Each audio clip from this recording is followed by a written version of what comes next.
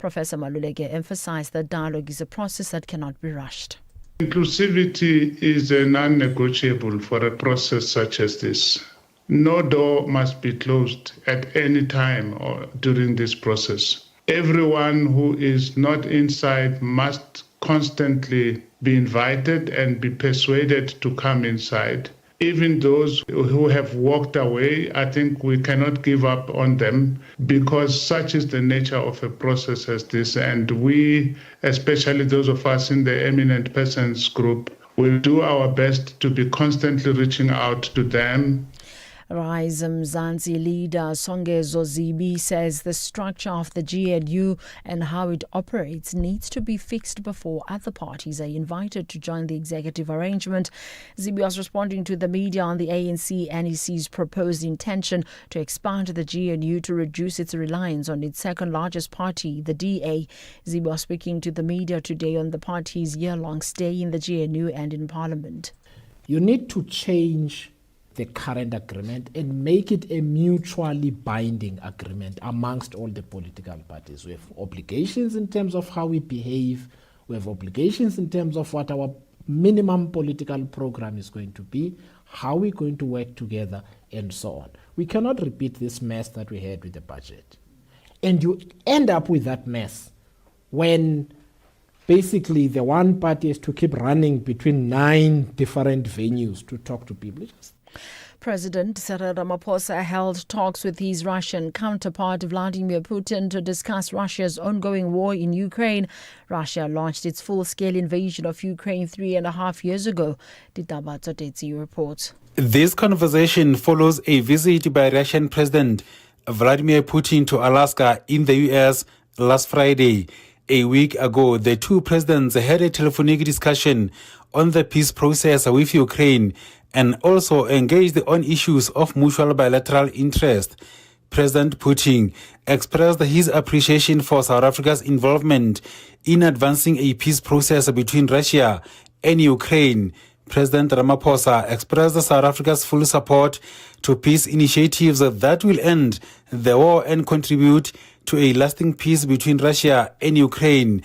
Ditaba Tsotetsi, SABC News. Meanwhile, deadly Russian attacks on Ukraine have continued. At least 5 people were killed when an apartment building was hit by drones in the northeastern city of Kharkiv, which is close to the Russian border. Officials say a 1.5-year-old girl and a teenage boy are among the dead. At least 20 people have been wounded. Emil Omarov is the head of Kharkiv Regional Prosecutor's Office. Today at about 5 a.m, the city was woken up by Russian attacks. An industrial part of the city of Kharkiv was attacked, as well as a residential apartment building that was hit multiple times. Emergency services continue working, digging the rubble. Unfortunately, the casualty figures are likely to change. I believe there will be more victims. Recapping the top story, Gauteng Roads and Transport MEC Ketibone Diale Tlabela says a multi-stakeholder team has been established to ensure that violence between taxi operators and e-hailing drivers does not occur again in Soweto. I'm Wandalambana for SAFM News Headlines at 3:30. And it's a very good afternoon to you. The National Pulse headlines. We've got the Springboks rocked by injuries. Siya Kolisi and Peter Steph du Toit will be ruled out of the Cape Town test. And we've got cricket. Themba Bavuma back in action, ready to lead the Proteas against Australia. Details around 3:30. SAFM 104 to 107 nationwide. Leading the conversation. This Women's Month, SAFM stands with the women shaping South Africa's future. Under the theme, Building Resilient Economies for All. We honor the pioneers, the problem solvers, and the everyday heroes driving change. Stay tuned as SAFM brings you powerful stories and meaningful conversations that move us. SAFM, celebrating women, celebrating progress. SAFM, leading the conversations that move us.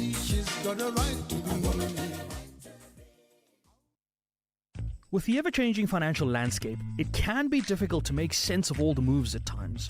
Join me, Jimmy Moyaha, on the SAFM Market Update with MoneyWeb, Mondays to Thursdays, 6 to 7 p.m, as we break down the key market trends, top financial stories, and smart investment insights, all in one place. It's everything you need to stay financially informed and ahead of the curve.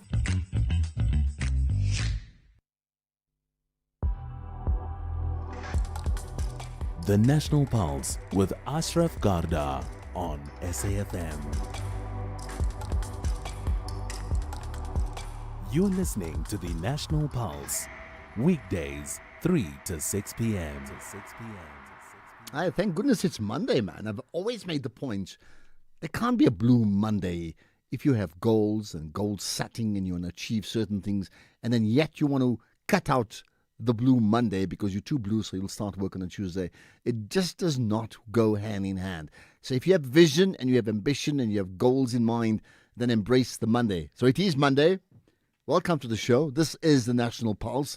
And you know what's the good news? For the many critics we've had on the show in the last few weeks, we've had the opening national convention that marks the beginning of the national dialogue, and we've survived. The country has survived. It's Monday and we're still here. We have survived. We had a huge crowd at the event. As you know, we broadcast from there, so there's 1,000 plus people. And I can tell you, just so that you know, besides the people we've interviewed, and I hope you listen to those podcasts of the people we interviewed, but besides all of them, the many others who were walking around, if you think that they were simply there for a free chow, free meal, you've got to be joking. Every one of them, certainly that I spoke to off the air, that is, right, they are assertive, they want to push a position, and they want that put on the agenda, and they believe that if they were not there, it would never be put on the agenda. Whether they're right or wrong, it does tell you they do see that as a platform, the beginning of some serious changes in our country. We shall see about that, okay? Anyway, welcome from National Dialogue to National Convention. This is the National Pulse. Thank you for joining us. You can connect live by calling in 086 000 2032. And just for pleasure, if you're listening for the very first time, tell me you're listening. Just WhatsApp us 0614 104 107. And when you do call in live, let me know wherever you may be in the country, especially if you're calling in for the first time, so we can give you the necessary applause for that. Right. Talking about things that matter. How's this one? The EFF leader, Julius Malema, in the past he's said that Zimbabweans should be allowed to work in South Africa as part of, I'm paraphrasing, the African Ubuntu concept. Well, now he's urged Zimbabweans to look for jobs in their own country. He made the remarks during the Siyabonga rally that took place in Seshego in Polokwane at the weekend. Malema qualified his statement by saying that South Africa's youth unemployment rate is unsustainable. And it is in that context that his party has to focus on policies that will help create jobs for South African citizens. So clearly there's a positional change, but has his explanation, does it make sense? Is he right to say from all and sundry, doors are open if you're from Africa to hold it? We have a serious problem in our country with mass unemployment. We cannot allow, in this case, particularly Zimbabweans, to come here because we need to reduce the unemployment rate and up the employment rate for South Africans. Let's understand it better with Tobani Zikalala, who's an independent political analyst. Tobani, I appreciate you connecting with us on the National Pulse. Mr. Kada on the National Pulse, good morning, good afternoon to your listeners, and I'm glad to be here. Thank you. Listen, I tell you what, morning, afternoon, or evening, either way, when people are unemployed, every day feels the same. So it is in that context. Are you surprised at Malema's statement? I don't think I am. And I will explain why I'm not.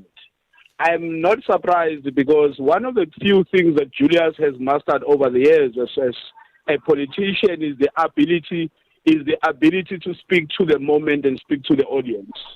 One of the few things that Julius Malema and the EFF may have realized is that even though they may believe that they are ideologically correct and politically correct to take the position of an open borders in South Africa and the free movement of people and goods, which is consistent, I think, with some of the ideological beliefs of Pan-Africanism. They may have not been speaking to the moment and the current concerns of South Africans, and they may have pitched so high in such a way that have ignored the immediate concerns of South Africans who have to live with illegal immigrants in particular, and migrants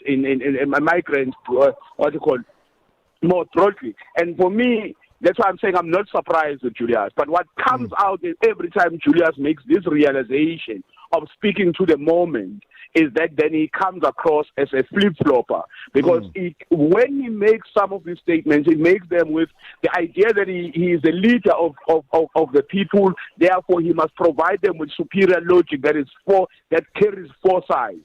When he then changes his positions, he does not then make the admission that some of his so-called superior logic statements may have lacked foresight and may have been wrong in responding to the concerns of the people. That's the biggest problem of Julius, that almost every time he makes a statement, he makes it with so much authority that as if he has never made a statement that disagrees with that one before. But again, it's because of what I said in the beginning. Julius always speaks to the moment. He always speaks to the audience at that current time. And he seems as if every time it speaks, it carries foresight. But unfortunately, it is for the applause of that audience at that time. And he speaks to the beats of the electorate all the time because, unfortunately, he has to appeal to them, even though sometimes he goes against his own long-held beliefs. All right. So your point about speaking to the moment, speaking to the audience, I think is certainly understood from my side. Whether it's right is another story. But is he now? Remove the ideological issues of his party. Does he actually have a point? Because as we ask whether he has turned, is his reflection of the type of calls we receive on the show every day from people saying the same thing? Are they right? That means whatever the glorious Ubuntu rationale of before, that has to take a sideways shift now because of mass unemployment, particularly amongst young South Africans right now. I think for me there is correctness in the deduction that says there is a very big unemployment problem in the country. There's a very big problem of economic participation among South Africans in the country, especially in the informal sector and in the entry-level jobs, where most of the absorption of young people, especially graduates and the like, can be done. There is a problem there, and that problem is not merely created by Zimbabweans themselves, but it's created by the South African economic structure that refuses to acknowledge the fact that, one, you have an immediate problem in South Africa, but two, there is a need to go beyond profits, because the employment of illegal immigrants or migrants in general is also on the basis of making sure that you maintain low labor costs. It's not sometimes, as we are being told, that the problem is about the skills of South Africans. Because if you employ the type of graduate that mostly are employed, and you say it's because South Africans don't have those particular skills, then it should be false. Because if you look at some of the people, the accusations somewhere in Limpopo and the like, if you look at the type of graduate, then it's false that those people don't exist in South Africa. But the idea of lowering labor costs has made it so possible that you can employ anyone from anywhere in the country other than South Africans themselves, and I think that's a problem. So Julius may be correct to say we must solve the idea of illegal migrants and migration in particular in terms of the jobs that they're able to occupy in the country, and also, of course, to implore Africans in particular to start making sure that they start being involved in the correction of situations in their own countries, so that South Africa does not carry the burden of solving Africa's problem at the expense of its own citizens. Yeah. What about, the fact that it's coming from Julius Malema, and there's also there's a growing sort of a xenophobic or Afrophobic environment that we play in, right?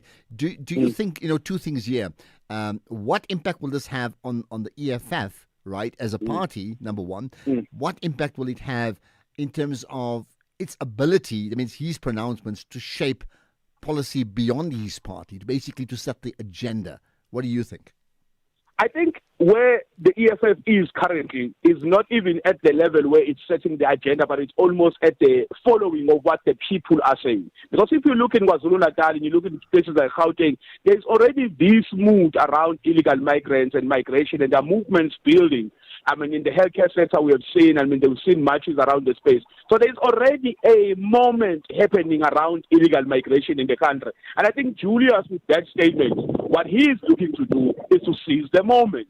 Is to seize the moment and emerge as a leader of this moment. And it's something Julius has done so well before. I mean, if you remember during the so-called Zuma Must Fall movement and things like that, he has always had the ability to seize the moment and emerge as a leader of a moment. Whether or not those moments are politically and ideologically correct is a question for another day. But it's one of the skills Julius has. And he knows that he's dealing with an electorate and a citizenship, which is not going to ask him the question of saying, Julius, where were you? And why did you hold that position before? That's because you may have created a crisis where we have not been able to move on this movement because of some of the long-held beliefs that you have instilled on our people. So no one is going to ask that question. Everyone is almost going to welcome him into the ranks of this movement against migration and illegal migration. And I think that's where the EFF will be. And of course, then in that point, they can start leading the conversation, being, of course, the much bigger party and the much more popular party operating in that space. Now, interesting, I mean, you know, as you said, you know, the flip-flop scenario, and I'm quoting from Malema from before, I think 2022, where he said, we want Zimbabweans to work in South Africa. It is their home. They should make no apologies about hiring Zimbabweans or any other African brothers or sisters. In doing so, they must be considerate that there are locals who must at all times be given preference, right? So clearly, I mean, here's a complete change where he said that let us know, and I'm just paraphrasing, we'll even assist them to get home, right?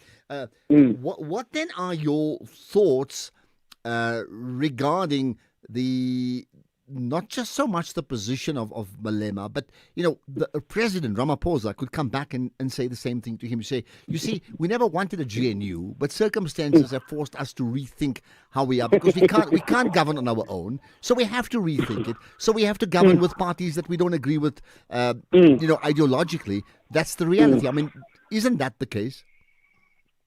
I mean, the idea here is politicians change their minds with regards to who they are speaking to at that time and what the moment is about. Politicians are concerned with state administration and their access to it.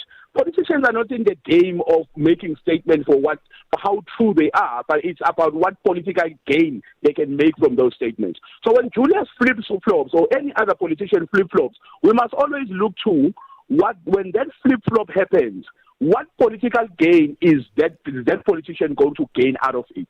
It's always that question, because I mean, Cyril Ramaphosa can come back tomorrow and say the same thing, and you can say a different thing about how long-held beliefs on different things. I mean, on a position on the USA and a position on white genocide, they can change those positions on the condition that it gives them some political mileage or some political gain. And that's what Julius has always tried to do for the past 10 years of the existence of the EFF. Okay. He has changed his position on different people. At sometimes Jacob Zuma was an elderly statesman who was not supposed to be arrested. At some time he was advocating for his arrest, and at some time he was drinking tea with him. At some time he was calling him the most corrupt politician. We have always had Julius changing his mind. At some time he worked with the DA and called them a better devil. And suddenly he doesn't want to work with them, and he doesn't want them to work with the ANC. Right. This is Julius. Tobani, you got time for just one line for this answer then. What political gain would the EFF gain out of this pronouncement? You got just one sentence. The mood of the country is currently against illegal immigration. Any political party looking to make gains going into the next elections must move with that line, or if they go against it, must make a serious political case on why they're moving with it. Okay. The people of South Africa are moving around illegal immigration. Julius wants to be part of that beat and dance to it. Okay. Thanks for your time, Tobani Zikalala. I know you need to go, independent political analyst. You certainly set the agenda on the show, as Julius Malema has effectively set the agenda for the show here on the National Pulse. Appreciate your time. What it leaves us to do is to throw it open to you. You, the listener, you, the caller. Turn from listener to caller. I really want to know what you have to say. Is Julius Malema right in terms of the position, the reality of the country? But the other part is, what do you feel about the strategic shift? What do you make of it in the light of his actual shift? To call in, 086 000 2032, WhatsApp, text or voice note, 0614 104 107, and you can tweet right away, the National Pulse. Tag SAFM Radio. You're live then when you do so. This year, the Standard Bank Joy of Jazz Festival presents 3 unforgettable days deep in the art and heart of jazz. From the 26th, 27th and 28th of September, Umu Sankare, Ababemu, Jasmia Horn, Silent Moore and the Noisemakers, Najbonk Trio, Michelle Ndingio-Jello, Valencini, Gabby Mutuba and over 50 world-class acts will be ready to welcome you and yours to 4 magnificent stages of the Sandton Convention Center. Take me there. Buy your tickets at Ticketmaster now. The boardroom heat is on and the pressure is rising. The Insurance Apprentice, hosted by the one and only Babi Moloi, is delivering drama, tough decisions and big personalities every week. Expect bold moves, emotional twists, and contestants you'll either root for or roast. And yes, you'll be surprised what you learn about insurance along the way. Open up to the Insurance Apprentice, Thursdays at 7 p.m. only on S3. Open up. You are the poster child, the biggest saver we've ever had. I decided that I would contact Outsurance and let them work out what they could do for me. Yeah. And lo and behold, big saving. 2,794 Rand a month. That's over 33,000 Rand a year. And it was the easiest switch ever. Real people helping real people get real deals. Go to outsurance.co.za now for a 10-minute quote that could save you thousands. What does you always get something out mean to you, Lorette? Outsurance made it possible for us to live our dream to travel more with the money in our pocket that we save. Let me know, what is it? 725. It was unbelievable. My husband, he sits there on the chair and he's just nodding his head and saying, yes, yes, yes. This is really not just an advertisement. This is really real. Go to outsurance.co.za now for a 10-minute quote that could save you thousands. Licensed insurer and FSP, T's and information online. X at SAFM Radio and at Ashraf Garda. So, I mean, here's the point, and it comes not from, parties like the Patriotic Alliance or the DA or the ANC even. It comes from the EFF. And Malema says, we don't disagree that Zimbabweans should be given jobs, but they should be given jobs in their municipalities in Harare and other areas, so we have opportunities to get jobs in our municipalities. Right, I want to hear you. Bramoro in Bloom, what's your point? Thank you, sir. Unfortunately, you couldn't comment on Arsenal disciplining your team in your own over the weekend. So just nevertheless, I didn't hear what do you mean, sorry? You couldn't comment on Arsenal dismantling your beloved club. Well, we'll wait for sport to come, then we'll do so. No problem. Thank you. Yeah. All right. Yeah, I'm a migrant from Ghana. Right. I 100% support the decision of Julius Malema. Mm-hmm. We don't condone or we don't accept migrants being illegal or undocumented in the country. This is why I always plead with the Department of Home Affairs and the South African government to please grant an amnesty, even if it's for 1 year period, for each and every migrant to be documented in the country. We know what Bramuri is doing in the country, where he is sleeping. You understand?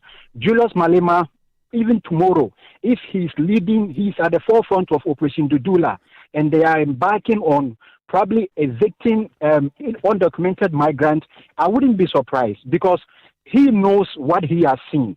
Some of us might have not seen what he has seen. Besides, there is no better place than home. If Zimbabweans can all find employment in their country, Ghanaians can find employment in their country, surely South Africans can also have a little room to breathe. This is what the Ghana High Commissioner designated to South Africa, Ambassador Mr. Benjamin Kofi Kwashi, he has also proposed a different resolution that he intends to meet the South African counterparts and have a broader discussion on how we can all help eliminate the petty problems that is existing in South Africa and likewise in Ghana, because we have a long-term relationship. Zimbabwe to have a long-term relationship, sister nation with South Africa. So we shouldn't condone such any form of advice from any political party as being xenophobic. Julius is spot on. Okay. But we plead with migrants also. We should also do the needful thing by documenting ourselves so that we wouldn't have any problem in the near future. Okay, got that, Bramoro. Appreciate your call. I think what you're suggesting is there has to be a rethink and checks and balances. It can't just be a free-for-all. Appreciate it. By the way, just being a Ghanaian national, I can tell you now that Ghana quarterfinal against Uruguay in the 2010 World Cup, I was privileged to be behind the goals there. One of the most emotional nights that I've ever had watching a game of football, because it wasn't just football, it was for my continent. And just to tell you that. Right, more thoughts from you, and I need to hear you naturally. It's very much about the Julius factor. Hi, Ashraf. About Julius. Well, this is about most politicians around the world. The term that you guys are looking for is demagogue, not demigod, but demagogue. It just means that some people get up on a stage and they say exactly what the audience wants to hear, so that that audience will then follow them. Most of the time, they do not believe in anything that they're talking about at all. They just know that the audience will follow them and give them their support and their money if they say the things that they want to hear. Well, thanks for that. I don't know when last I heard that word, demagogue. In fact, it's a description often used about a person by the name of Eugene Tablanche, by the way. Quite a speaker. Not saying you agree with his politics, quite a speaker he was, right? Alintimani again from Parare village in Zamene. You know, not so long, Julius Malema was talking about the Zimbabwean must feel free here in South Africa and all that. Now, today is changing the statement, saying that they must go and look for a job in their own country, since the rate of the number of the unemployment in South Africa is too high. So he's always changing his statements. So there's no leader in Julius Malema. Julius Malema is nothing but something else. Alintemane from Parare Village in Zamene. Thank you. Well, you see, that's an interesting one. Does his position, which may well be in sync with many people listening in because of the reality of South Africa, will it bring him more votes as a party, or will it actually cost him votes, keeping in mind there's now clear contradictions on key issues about policy and human rights in terms of the way he perceives it? So that's an interesting one. William Kuma, what's your point? Yeah, of course, your analyst analyzed it correctly, and that's actually the general aspiration of the nation. So Malema, we could say, Viva Malema. That's actually our aspiration in regard to particularly the joblessness that is current in South Africa. Thank you. Okay, got that. There we are. He's spot on. Is there another who disagrees? Let's get that other. Malema, you can say this tomorrow. Wait, let me just do that again. Good afternoon, Ashraf. How are you? Ashraf, I don't trust Julius Malema. Malema, he can say this tomorrow. He can change. So that guy is not consistent. Tomorrow he can say Zimbabweans must work here. Malema, he's just changing, like he's not consistent. I don't know if he's not mean or what's so wrong, but the guy, you can never bet on him. Otherwise, if we fall for his story, then we'll be in trouble again. Not Julius. You see, somebody was saying he's like AfriForum. They're consistent, aren't they? They are consistent in their position, right? There we are. Here's one. Malema is a clown looking for votes. And here's another. Ashraf, what a coincidence.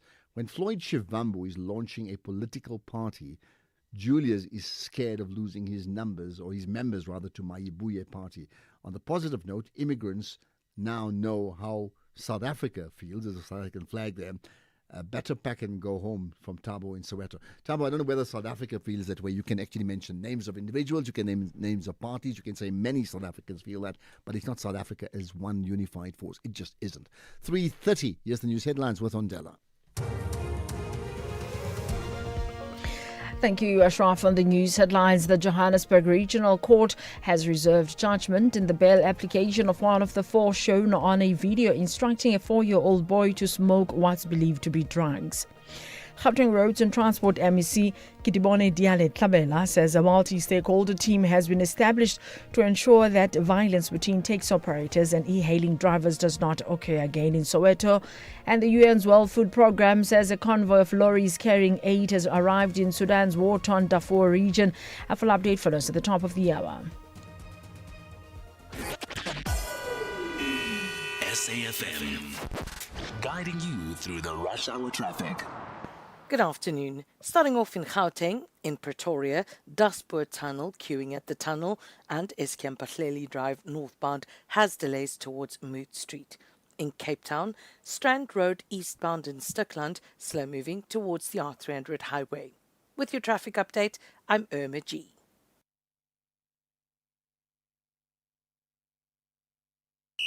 This is SAFM Sport with Zai Khan.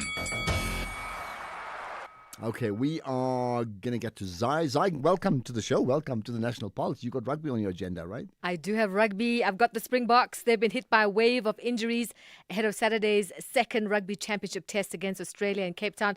Captain Siya Kolisi out for at least 4 weeks with a knee injury sustained in Johannesburg, while Pieter-Steph du Toit has been sidelined with concussion.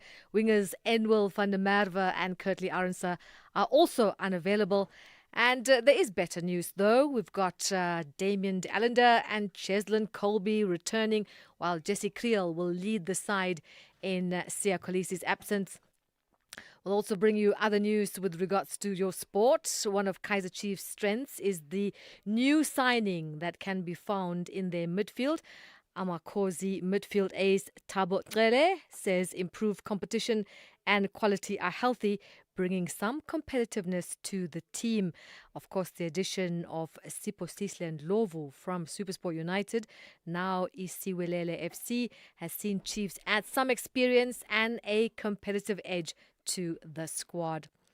And let's move elsewhere. We'll also bring you the news of cricket. Proteas shifting gears after their T20 fireworks came to a grind. They are now facing Australia. That's in Cairns tomorrow. Fresh off a strong showing in the shortest format, South Africa will be looking to build on that momentum, and that's in the 3-match ODI series. There are a few fresh faces in the squad, including the return of Captain Themba Bavuma, back from a hamstring injury sustained while leading the Proteas to a historic World Test Championship title in London, and that was in July. Let's not forget about that. And also joining the ODI setup is the teenage pace sensation Kwena Mapaka, a late call-up after impressing in the T20 series. And finally, tennis action. The British number one Emma Raducanu and Jack Draper will face each other in this week's new-look US Open mixed doubles event taking place in New York. Raducanu is partnering 5-time Grand Slam winner Carlos Alcaraz, while Draper will play with American Jessica Pegula after the original partners Tommy Paul and Paula Badosa both withdrawing. The organizers were heavily criticized in February after announcing that the mixed doubles competition would be a standalone event from the 19th to the 20th of August before the singles tournament, and the pairs involved, they'll earn about 17.8 million rand at Flushing Meadows. And that's where we leave it for now.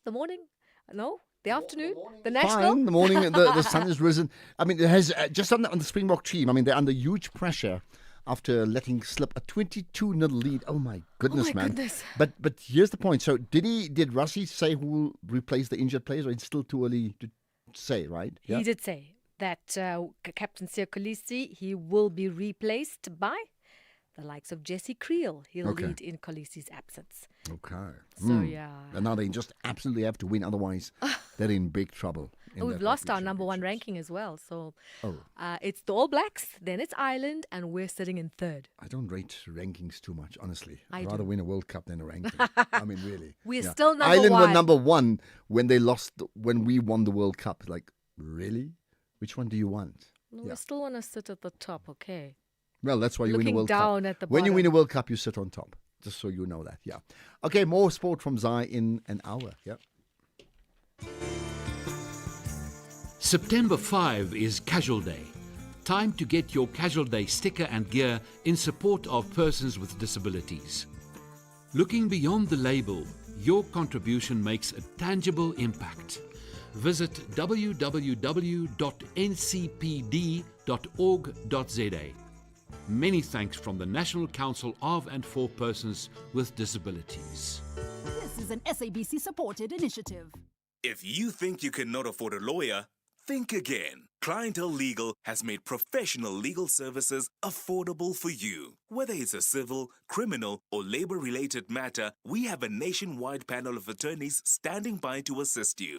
SMS SAFM to 32195. That's SAFM to 32195 and we'll call you back. Clientele General is a licensed non-life insurer and an authorized FSP. Standard rates and terms and conditions apply.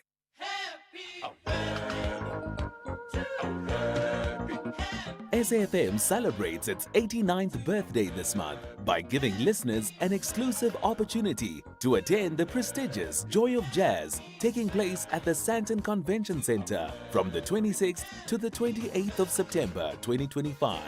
To stand a chance to win these sought-after tickets, simply SMS SAFM 89 followed by your name to 41391 and stay tuned to SAFM as we could be calling you.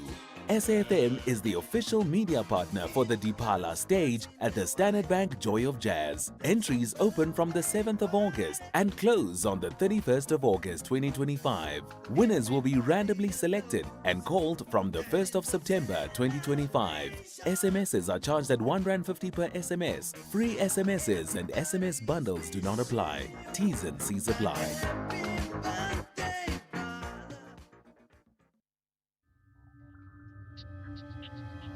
You're listening to the National Pulse on SAFM. Right, we'll take more calls on the Julius Malema Zimbabwe factor just now, right? And we'll also talk about the move to empower local entrepreneurs. All very, very topical, isn't it? But for now, let's stay, in fact, ironically, with the issue of, Southern Africa and Zimbabwe and other regions, because Southern African leaders are currently meeting in Madagascar, where, among other things, they're expected to discuss the region's future and how to boost trade from within and to cut dependence on outside partners. Lennon Ndebele is a Zimbabwean journalist who's been covering that story. Lennon, appreciate your time. Thanks for connecting on the National Pulse. Good afternoon to you too, man. Yeah, let's get to the nub of that story. These SADC countries coming together to boost trade or to determine how to boost trade and to cut dependence from outside partners. I mean, that's like the oldest story in the world I've heard for a long time, cut dependence. What's going to change this time around? Well, I don't see anything changing because they always talk about this every time. It's as if it's a motif. I mean, something that they always talk about. For example, as we are talking now, just a few months ago, there was a fight between Zambia and the DRC about imports and exports between those two countries. And you have Zimbabwe struggling to trade with Botswana just next door. You have South Africa also having its own issues. And you have the threats from Trump about these trade tariffs. And you don't hear them speaking with one voice. Yet now they want to talk about working together as one economy. I don't see it happening. Oh, that's the part that you don't see. Did they specify, however, in terms of how they want to go about doing it anyway? Well, they spoke about a SADC Regional Development Fund, which they said will be used for economic resilience. But you see, you are dealing with different countries, different economies, and you have the have-nots and the haves. So I wonder how it's going to work because, for example, you have countries dealing under the RAND monetary union, and you have the likes of Zimbabwe with a basket of currencies, different policies, and, well, it's going to be tough. Let's talk about the other tough issue, which is let's call them the Trump tariffs. Now, we've had a big issue in South Africa. What about Southern Africa, the region itself, or the impact that it's had, and to what degree is that being discussed at this conference? Well, that thing is very serious, especially for small mountain kingdoms like Lesotho. Zimbabwe too, when we have suffered sanctions for a long time, it will continue to be the case. But these leaders haven't spoken with one voice. I'll keep repeating that because it's cutting across all the economies. Yet they haven't sat down. If they were serious, SADC would have convened a special summit to talk about this only. And they didn't really touch on it in Madagascar. Okay, the other issue is that's also come up and I'll touch on just the change regarding where the region is in terms of shifts of chairmanship in just a moment, right? But that's the one thing. The other is from Mnangagwa's presidency, right? What can now we expect from the new chair? Because we actually have the chairmanship now moving off to the Madagascan president, Rajoelina. Well, I see it being tough again. As Rajoelina comes in, there's an election coming up in Malawi, and then there's another one in Tanzania in succession. And the Tanzanian one's a bit tricky because the opposition leader is jailed. So will it be a one-woman show or not? And then you have Malawi. It's got its own challenges. It has this fair share of democracy issues. Remember, there was a rerun that brought in Chakwera, and Wamtarika wants to come back. So I think the main issue for Rajoelina would be those two elections. That's the litmus test. But again, there's the DRC issue. A peace deal was struck in June, and it had nothing to do with Southern Africa, by the way. It was Qatar and the United States that brokered this peace deal. And our SADC chair and the guys from the East African community only met just 2 weeks ago, but really there's nothing new that they spoke about since collapsing the Luanda and the Nairobi processing. Now, they were overtaken by events. The ball now is with the US and Qatar. So pretty much the SADC issue in DRC will remain. And I was concerned by the fact that in their communique, they said Summit DRC was a peacekeeping mission, and they accused the media for misinformation. That is not true.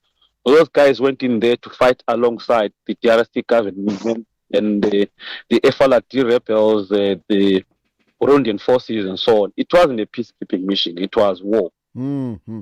Now, I'm linked to the issue of terrorists that I raised already. One thing is being independent as a region as opposed to interdependent. The other is to be able to insulate oneself against some of the risks that creep in when you actually have issues like the tariff increases. Right? Has that been tabled? Did anything come out of that? No, it wasn't. So what for you has been the most profound thing that's been discussed so far? Well, the Lesotho issue, the omnibus bill was passed. Remember, South Africa was pushing forward for that for like 2-3 years. The omnibus bill means democracy would actually have a say in Lesotho. If you recall, there have been coups there, palace coups. Even Matekane survived another palace coup and was saved by the military sometime early last year. So the omnibus bill is there to foolproof some of these things. The last thing that we need is unconstitutional changes of governance in our region. And under Mnangagwa, you had elections in about 4 countries: Botswana, Mauritius, Mozambique, and Namibia. And new faces came up. You have Namibia having the first elected female president in South Africa. You have in Botswana the Party of Independence, BDP, coming out of power. And you have Frelimo extending his reign in Mozambique with the young leader Daniel Chapo. I think those things were positives that came out of Mnangagwa's reign. Okay, let's leave it at that. Lots to consider in terms of what the region does and does not do, can and cannot do. Lennon Indebele, Zimbabwean journalist, covering the 45th SADC summit in Madagascar. Much appreciate your time here on the National Pulse. Now, let's get back home, and in the light of some of our earlier discussions around jobs and unemployment, what about empowering local entrepreneurs? We'll talk about that next. This Women's Month, SAFM stands with the women shaping South Africa's future under the theme, Building Resilient Economies for All. We honor the pioneers, the problem solvers, and the everyday heroes driving change. Stay tuned as SAFM brings you powerful stories and meaningful conversations that move us. SAFM, celebrating women, celebrating progress. SAFM, leading the conversations that move us. Hey SA, entries for FlySafair's Business Booster are closing soon. So if you're a small local business that needs help taking off, Enter at flysafair.co.za. Tell us about your business, and you could be one of 6 standout enterprises to win 10 return business class flights plus brand exposure across our various platforms. Whether you're mixing, matching, crafting, or inventing, we want to help your business skyrocket. Fly Safair, for the love of fly. T's and C's apply. Bafana Bafana will host Nigeria in a FIFA 2026 World Cup qualifier at the Toyota Stadium on Tuesday, 9 September at 6 p.m. Tickets are now available nationwide and online from 70 Rand for adults and 40 Rand for children at all Ticket Pro outlets, including Spar, Postnet, and all petrol stations. Get your tickets early to avoid disappointment. Come in Bafana Bafana supporter gear, ready to sing for a win. Gates will open at 3 p.m. If you are not in Bloemfontein, catch the game on SABC2. For more information, visit safa.net and at Bafana Bafana on all social media channels. When your internet connection fails, does it really matter how fast it is? Business class internet is built for businesses. With remote monitoring, that means faster problem resolution and a backup LTE connection that keeps you online. Your company deserves business class internet because just reboot the router isn't a business strategy. Find reliability at vodacombusiness.co.za. Together, let's build the extraordinary. Further together. Vodacom Business. X at SFM Radio and at Ashraf Garda. Okay, so one thing is looking for jobs and building a career. The other is, embracing entrepreneurship as a serious career option, right? And that's the case with my next guest, Dr. Patrick Ibiwo, who's the director at the Center for Entrepreneurship Development at the Tshwane University of Technology, as well as the founder of Startup Huddle. Now, we chat to Dr. Ibiwo because of their initiative that is aimed at providing local entrepreneurs, startups and change makers with this vibrant, all-inclusive platform to discuss the challenges of what they want to do. Let's find out more about it. Dr. Patrick Ibiwo, appreciate your time. Thanks for connecting on the National Pulse. Good afternoon to you and your listeners, and thank you for having me. Pleasure. Now, we know that entrepreneurship is important. We also know there's lots of, courses and conferences about how to be entrepreneurial and develop connections. What's different about this one? Thank you so much. What we've come up with, and I think what is essential in the area of entrepreneurship is partnerships. So the Center for Entrepreneurship Development at TUT partnered with the Global Entrepreneurship Network. And one of it have now resulted with us launching the Startup Huddle, the Pretoria chapter. And really it's for us to boost the entrepreneurship ecosystem, seeking to support our entrepreneurs that are coming from the city of Tshwane in particular. So if I may put it across, so you have a scenario where most of our entrepreneurs will go door to door to knock for support. And we are now bringing all the key players into one room and having identified entrepreneurs to present what their possible challenges are. And we get the ecosystem players. We crowdsource support for that specific entrepreneur.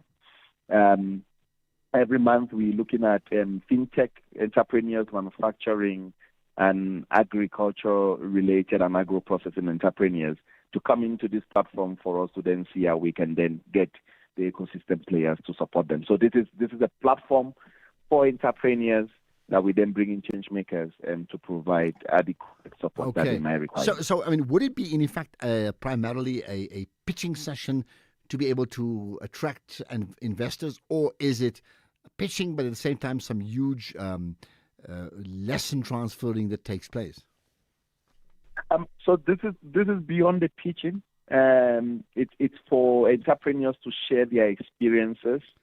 It's for I'll call them network partners to come in for us to put heads together and see how we can then assist. In this case, 2 entrepreneurs at a time. And the real issue then becomes that you find a scenario where you're pitching for competition. This is not a competition. This is about entrepreneurs sharing. It could be a question of not being able to provide access to market for them, as an example. We have an entrepreneur that wants to access to market with the likes of Clicks or Discam. The problem is we need to then bring Discam and Clicks to the room, and let's see how we can negotiate together with the entrepreneur for them to get that access. Okay, so that is the key idea. All right. You also referenced, I think it was called the Global Entrepreneurship Network. Tell me more. I mean, who is that, and how do you plug into it? So the Global Entrepreneurship platform has been here for decades. And what they seek to do is to ensure that globally they are able to streamline the entrepreneurship development ecosystem. So how we plugged into it is that China University of Technology is an academic partner to the Global Entrepreneurship Network for South Africa, which is currently managed by 22 on Sloan. And as part of that engagement, the question was, what are the programs of the Global Entrepreneurship Network we can bring to our community? And this is just one of the first that we are now saying, from Davos to Pretoria, how then do we do those connections? What for you then is the state of entrepreneurship and entrepreneurship training and incubating in our country? Because we know there's a need for it. Everybody talks about it. But what's the pathway that ensures that people succeed? I must say there's a lot of work that has been done in the country, both from government and civil society and the private sector. Yes, but there's still more to be done. And the question then becomes, how can all this support really be coordinated? It seems like the left is not speaking to the right. And I will make an example. So you have a scenario where funders are available to fund entrepreneurs. There's a lot of startup capital and in the country. But for you to get to such capital, you have scenarios, and we have that experience where the capital requires access to market. And for you to get to the access to market, you have to develop a product. So the question is, how then are all of these coordinated? And I think that is the challenge in the country right now. And there are solutions that are all working in isolation. And what we are trying to do at the center is for us to then bring all of these role players into one platform for us to truly ensure that the likes of some of the concerns that have been going on the national dialogue is being resolved on the ground. How, just your last thought in terms of the success rate of what you would define as an entrepreneur, so from the thousands that consider themselves entrepreneurs, what's the success rate? Unfortunately, statistics brings us a glimpse number. As it currently stands, the statistic that is out there talks about 7 out of every 10 entrepreneurs that start will not survive beyond the 3-year period. And the question, I think the challenge for all of us in the ecosystem is, how do we prevent that? And the reason why we are saying that is we know that small businesses and entrepreneurs are the ones creating the jobs that we require. So if we were to save even 2 of those 7 within those 3-year period, it means that we are adding at least 10 new jobs into the market. So the statistics is not on our side, but we are doing everything we can to ensure that we create a new pipeline of successful entrepreneurs. So, I mean, just the last thing, statistics not on your side. I'm entrepreneurial. I like to think I come from a family of people who are entrepreneurial, so that's the mindset. But if the stats are not on your side, then is entrepreneurship overrated? Entrepreneurship is not overrated. In the continent and in South Africa, should we want to really deal with our triple challenge, which is unemployment and poverty, as it stands, that is practically one of the best route out right now, because even when we might have thought, education would take us out of that route, even those with masters and PhDs are currently unemployed. So the question then becomes, how then do you utilize your skills to create even opportunities for others? So it is not overrated. it is just a systematic process, and for us to bring the systems and establishment in place to enable it to be successful. The last thing before I let you go, just some details about the event and the whole startup huddle. Maybe website and other details I can direct people to. Thank you so much. The event is happening on the 28th of August here in Pretoria, in Hatfield. You can catch us on LinkedIn, Center for Entrepreneurship Development, or you can easily send us an email at ced@tut.ac.za. Okay, I suggest you maybe tweet it out as well. Just tag SAFM Radio and tag myself so we can share that to the audience as well. Thank you for your time. Much appreciated, and best wishes for what I think should be a fascinating event coming up in just over a week and a bit, like 10 days or so. Dr. Patrick Ibewo from the Startup Huddle. This project, a global initiative aimed at providing local entrepreneurs, startups, and change makers with this all-inclusive platform to discuss the challenges. That also includes crowdsourced feedback too. So thank you for your time, and you may want to comment on that. After all, you are so connected here to the National Pulse.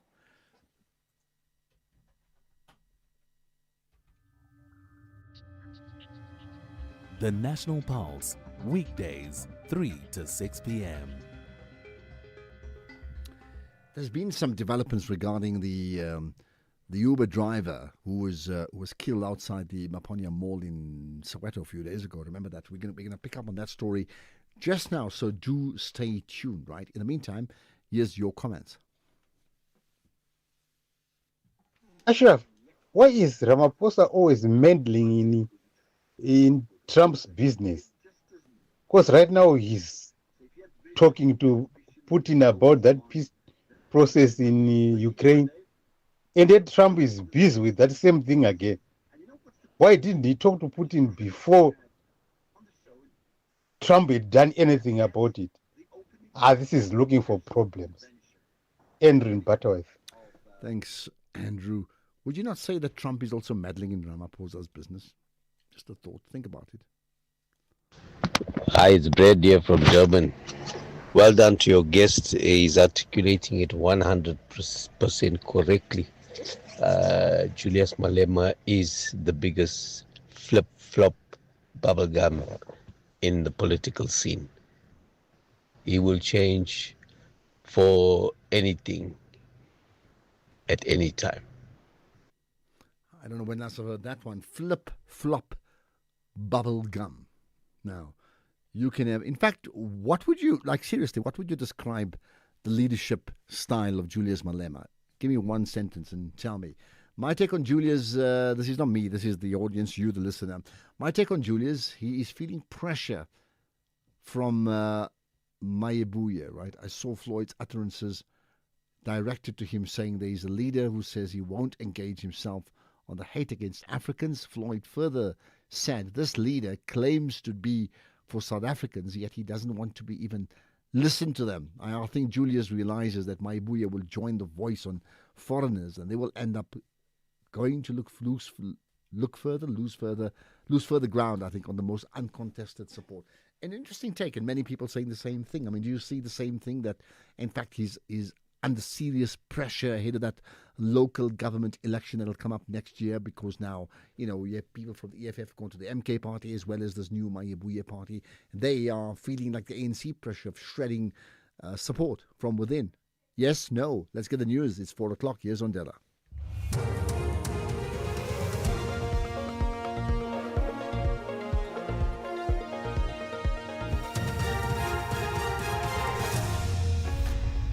Thank you, Ashraf. On the top stories, judgment reserved in the bail application of child abuse suspects and tensions quelled following e-hailing driver's death.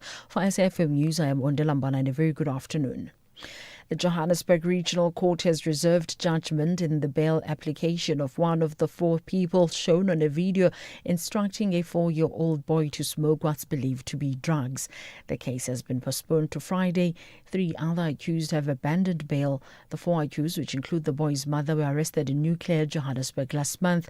Refilo Mekwa reports. 3 of the accused, including the mother of the child, have abandoned bail, while accused number 2 continued with his bail application. The court heard that the 30-year-old has a previous conviction of possession of drugs 7 years ago, and that he was the only one who was taking the video that went viral. The state is opposing bail, arguing that the community would be outraged if the accused is released on bail. However, the defense stated that accused number 2 was not a danger to the community and he didn't appear on the video taking drugs. All 4 accused have been in custody since their arrests on July 29. Refilo Mekwa, SABC News, Johannesburg.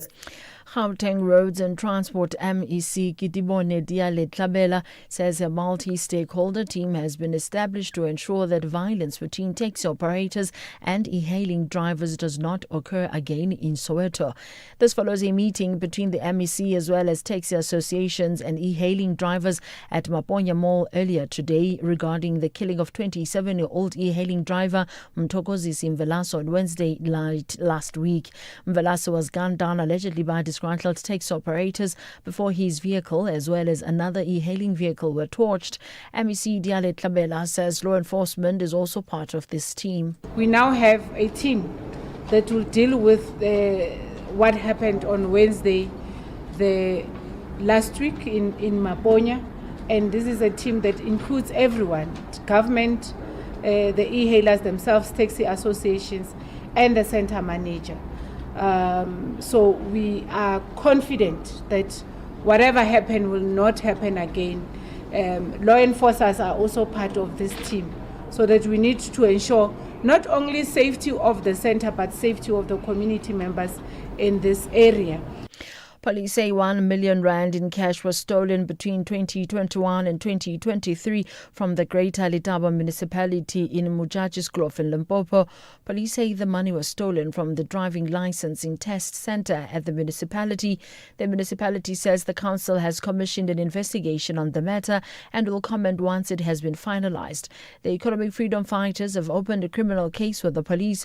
Police spokesperson Walisela Lidwaba says the docket has been transferred to Commercial Crime Unit for further investigation. This office can confirm that there is a case of fraud under investigation at Greater Letaba local municipality. The investigation is in relation to alleged unbanked money dating back between 2021 and 2023. No arrest has been effected, and as soon as the investigation is complete, necessary steps will be taken in line with what the outcome of the investigations determines. The docket has been transferred to Commercial Crime Unit for further investigation. SANParks has launched a study into the Kalahari lions. The study, in partnership with the Endangered Wildlife Trust, takes place over the next 3 months in the Kalahari Transfrontier Park that straddles South Africa, Botswana and Namibia. Statistics show there's been a sharp decline in the number of Kalahari lion, with around 517 in the 1970s compared to 246 during the last count in 2015. General Manager of Cape and Arid Research Center, Dr. Nkabeng Mzileni. With the past surveys that were done in the earlier 2000s, they just found that there were more males that were detected in the population than females. So by default, when you start having more males, it just means that the population is not going to grow as fast. Hence, it could lead to a decline in the population. If, let's say, for example, a disease was to be introduced into that population, if it's a declining population, the impacts of that disease could be quite severe because it is isolated. So there's things that we need to keep track of so that we can make those decisions as we're making about, okay, so what will be the way forward under these circumstances? The UN's World Food Programme says a convoy of lorries carrying aid has arrived in Sudan's war-torn Darfur region. It means food can be distributed to some of the tens of thousands of people fleeing the besieged city of Al-Fashir. The WFP has sent several convoys to the area over the past few months, but says it needs greater access and has appealed for hundreds of millions of dollars. Samantha Chattaraj is the WFP Emergency Coordinator in Sudan. We need consistent access to save the situation in areas facing starvation. At the same time, this cannot be possible without the resources on hand. And as such, we are appealing for $645 million for the rest of the year. Recapping the top story, the Johannesburg Regional Court has reserved judgment in the bail application of one of the 4 people shown on a video instructing a 4-year-old boy to smoke what's believed to be drugs. I'm on Delambana for SFM News Headlines at 4:30. And it's a very good afternoon to you. In your SFM Sports Headlines, it is rugby coach Rassie Erasmus says he knows what went wrong and now it's time to fix it. And we also bring you action later tonight. Bafana under the spotlight in their final Group C assignment. Details around 4:30. SAFM, guiding you through the rush hour traffic. Good afternoon. Starting off in Gauteng, the N3 northbound in Bedfordview, queuing on the link to the N12 East at Gillilees interchange. The M1 southbound in Braamfontein, slow moving at Empire Road, and the N3 southbound in Edenvale has a crash reported near Gillilees interchange. In KZN on the N3 northbound, a stationary vehicle after the ramp from Chatterton Road. In Cape Town, the M5 southbound slow moving towards the N2 highway, the N2 Nelson Mandela Boulevard outbound slow moving towards Hospital Bend, and Main Road outbound in Observatory slow moving towards the N2 highway. With your traffic update, I'm Irma G. SAFM 104 to 107 nationwide, leading the conversation. Gender-based violence is destroying lives and tearing communities apart. It happens in homes, in schools, at workplaces, and too often in silence. But it doesn't have to continue. If you see it, speak out. If you are hurting, reach out. Because doing nothing is not an option.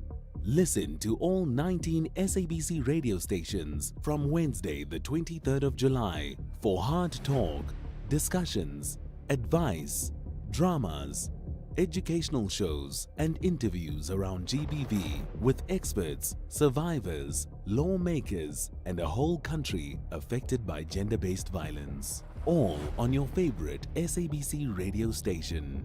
Call 0800 428 428 to report abuse or get help.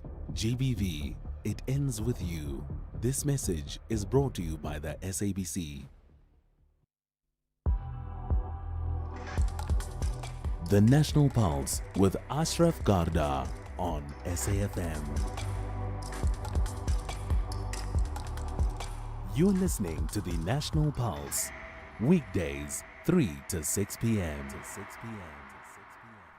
Let's get in the second half of the show. If you are from the Eastern Cape, I think this issue will certainly will concern you, because motorists using the N2 between Tata and Dutwa, they are effectively warned or cautioned to expect delays as the road itself is closed due to a protest that started actually much earlier today. So let's get an update of what was the protest about, and what impact does it have on the traffic issues, and how has the representatives, the political representatives in terms of municipalities, how have they responded to the protest? With me is Fundiswa Mtlekude, who's the SABC News reporter in the Eastern Cape. Appreciate you connecting to us on the National Pulse.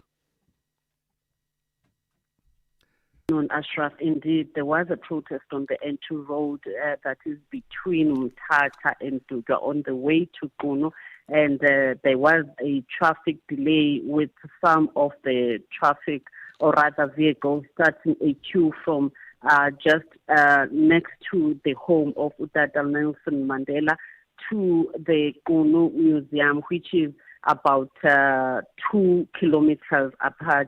So the community there is complaining about the issue of lack of water. They say that they've last had water, like proper running water, since 2014. That was the year after the passing of Utata Nelson Mandela. So the frustration that they had to take it to the N2 road, causing a traffic delay. The traffic department, or rather the transport department, having to issue a warning to road users to make sure that they expect a delay, or rather divert their traffic to other roads, because there was a delay on the N2.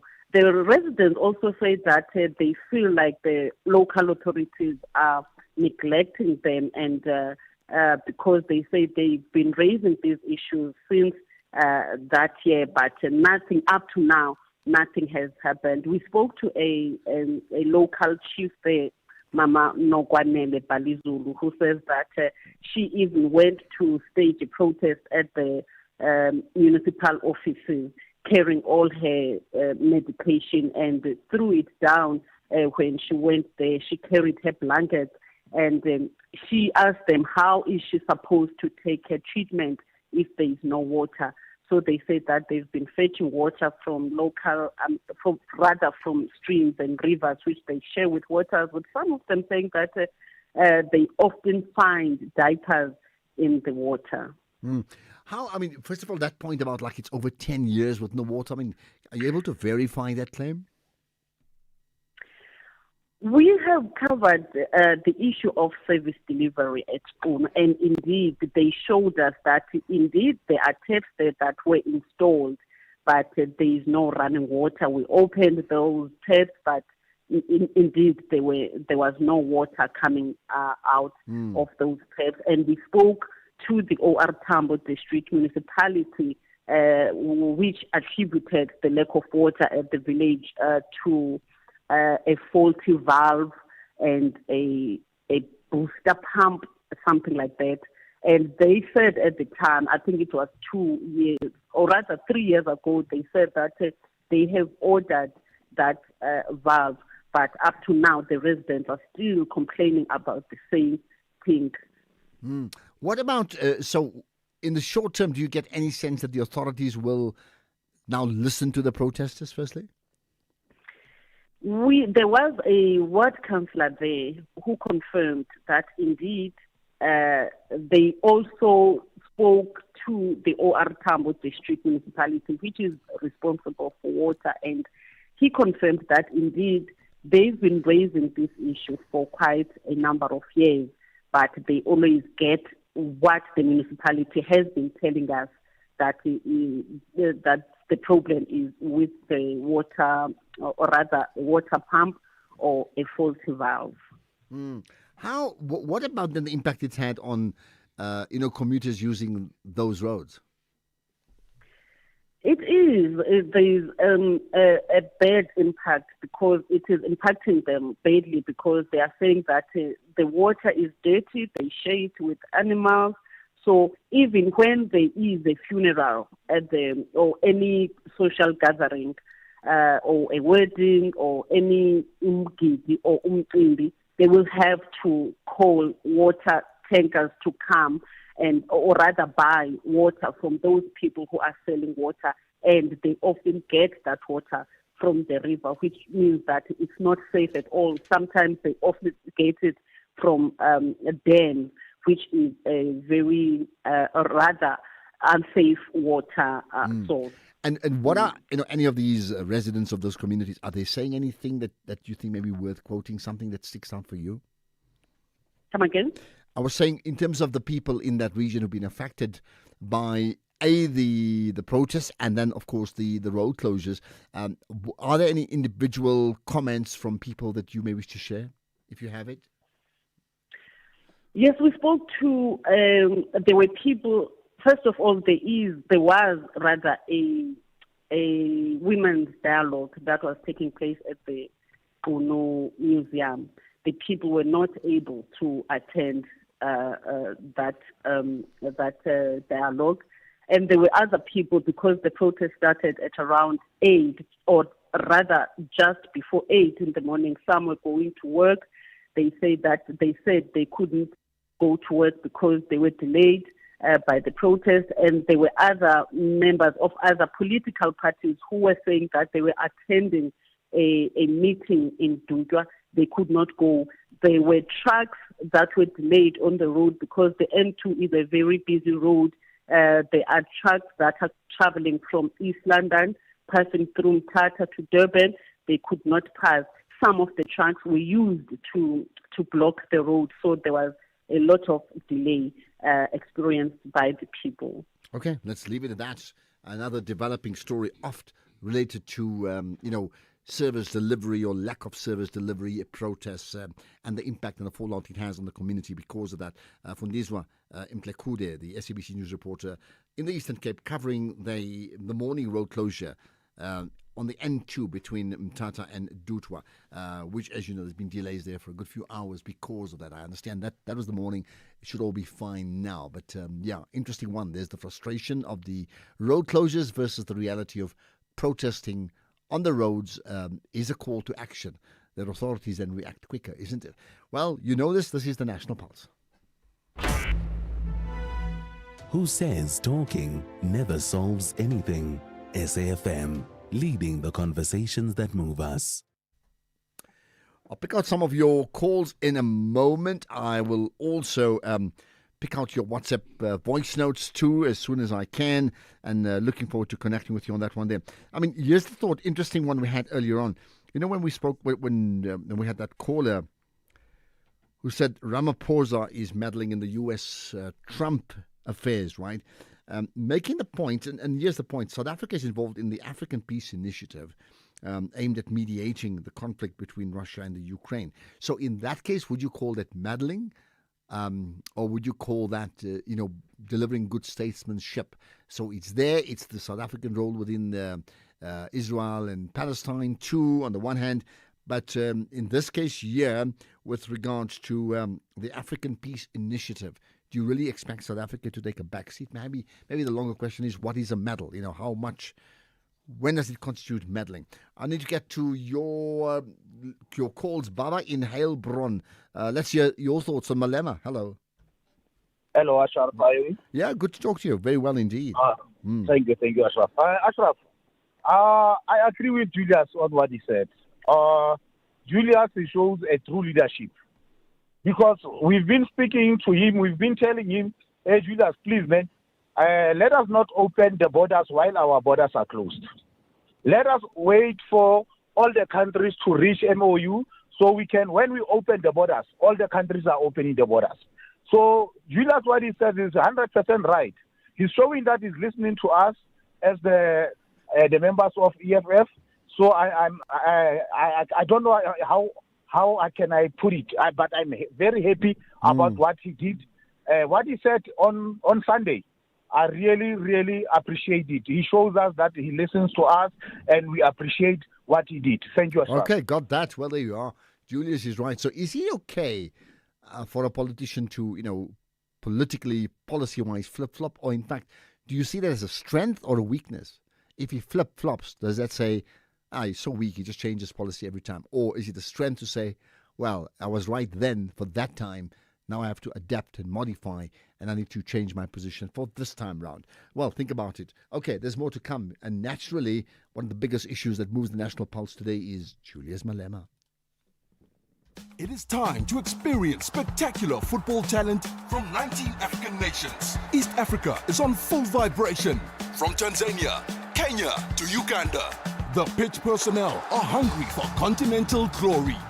This is the Total Energies African Nations Championship 2024. Witness Jan 2024 on SABC Plus and SABC Sport on DTT Channel 4 from 2 to 30 August 2025. Proudly brought to you by SABC Sport. For the love of the game.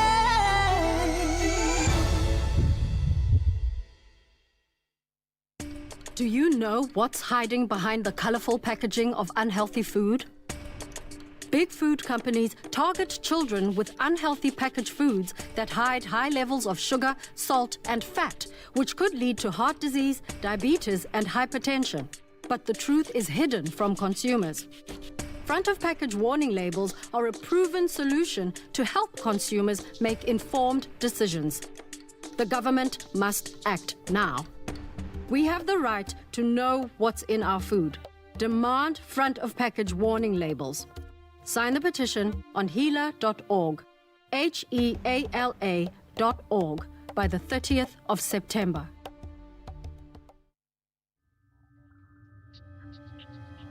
You're listening to the National Pulse on SAFM. Okay, I'll get further comment from you in a moment. You can tweet as well, that, hashtag the National Pulse, right? But here's a story, another one that links, ironically, to transport in many ways. The Gauteng MEC for Roads and Transport, Kediboni Diale Tlabela, met with Maponya Mall management and law enforcement in Soweto today. Now, this is part of the efforts to restore stability at the mall. Remember the story of the Uber drivers who were at the mall and others protested and effectively burnt, 2 cars and killed one of those drivers? Well, there's also then been that call for a complete stay away of the Maponya Mall for a week, right? So the MEC briefed the media, and we picked out some key moments from that briefing.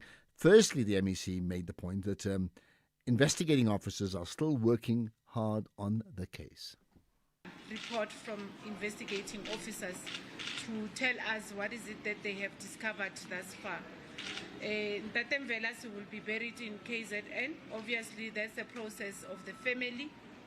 We just organized ourselves as Gauteng, Department of Roads and Transport, the municipality, and the associations that are here to help us ensure that Ntate Mvelase is buried and has a better send home.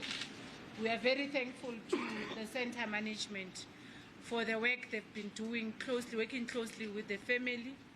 We're requesting people who claim to be representing the family to allow the family the space to mourn and grieve their loved ones.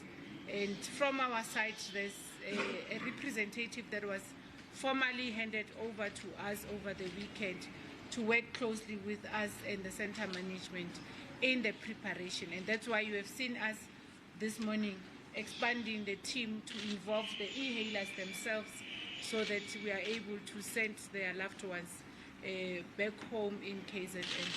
So that's how far we are. We're still waiting for reports of investigating officers. You know that we should not tamper. They're still collecting information from different sources, but we are confident that we'll reach finality. One important issue from our side is to organize the e-hailers in our province. And we have started today, and we are happy with the leadership of Ntate Mkhari and the Gauteng e-hailers to have organized these different organizations here in Soweto. I must say that this morning we also had a team of new people coming to the table. So we have agreed that we need finality on who do we talk to and how do we assist them. We have also opened a toll lab here to assist them. From 8 to 10:30, we only had one e-hailer coming for us as a Department of Roads and Transport to assist them. So we would like you, members of the media, to help us help them to know that we are here. We've opened a toll lab to assist them with permit issues that they have and take them through what needs to happen. But there's commitment from our side. Every Monday we are here to assist the center manager in accrediting those who must operate here. We are happy that Sowetans are making their own determination to organize themselves better. So we plead with every e-hailer in Soweto to really come on board so that we know how to assist them and what are their challenges. So what about the point made about a new team in place? Let's get the who, what, when, where, why of that.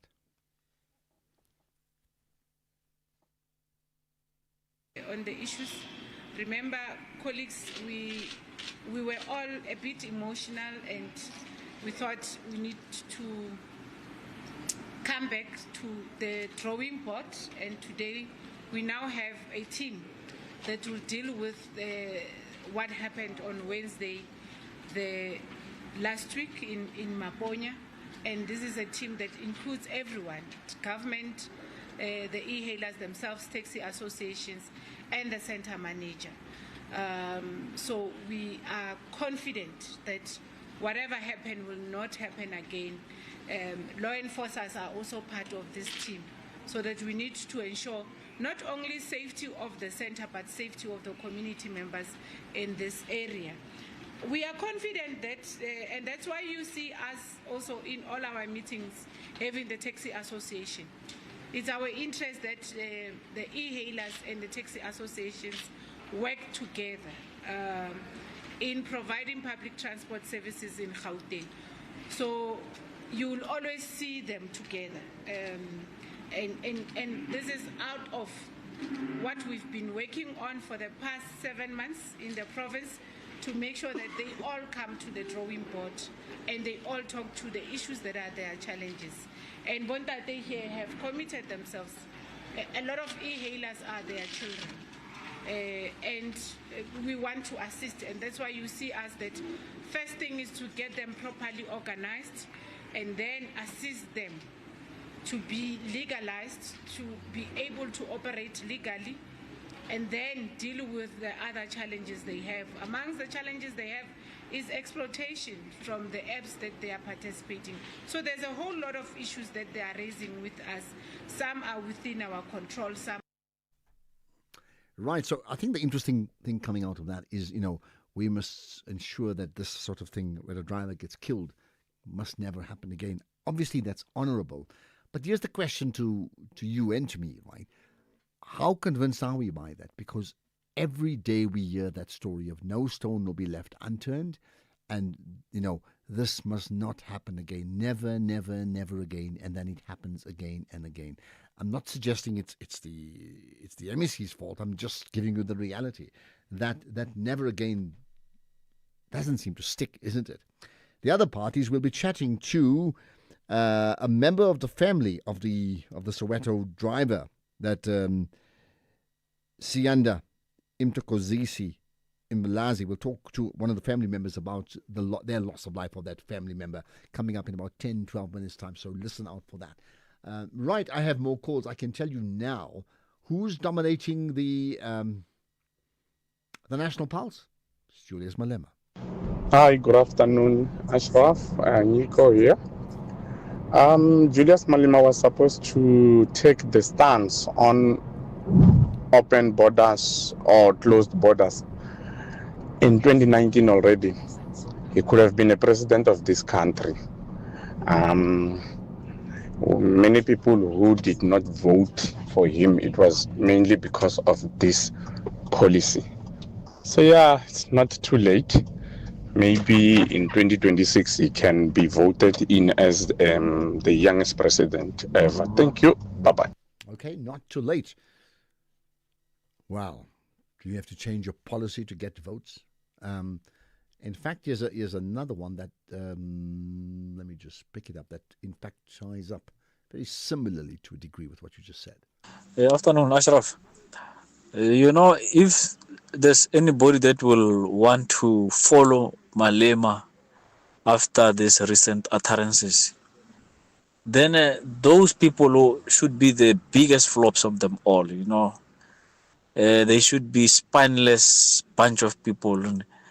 But anyway, they'll come up and say, feel that they have a right to choose whoever. But yeah, it will prove that they themselves, there's nothing to them.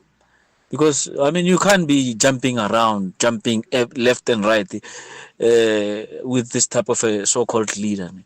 So yeah, no, he's late. The train is long gone. Julius is late. Train is long gone. Julius is late. I wonder, how do you feel about those changes? I think this one is one. The other one that was dramatic was his position regarding, pay back the money and Jacob Zuma and how that changed afterwards. Quite dramatically so, right? But there are many other examples of that. We'll pick up more of that. Remember, we'll take your calls and WhatsApp comments, as well as your tweets via, Twitter, #The National Pulse as soon as we can.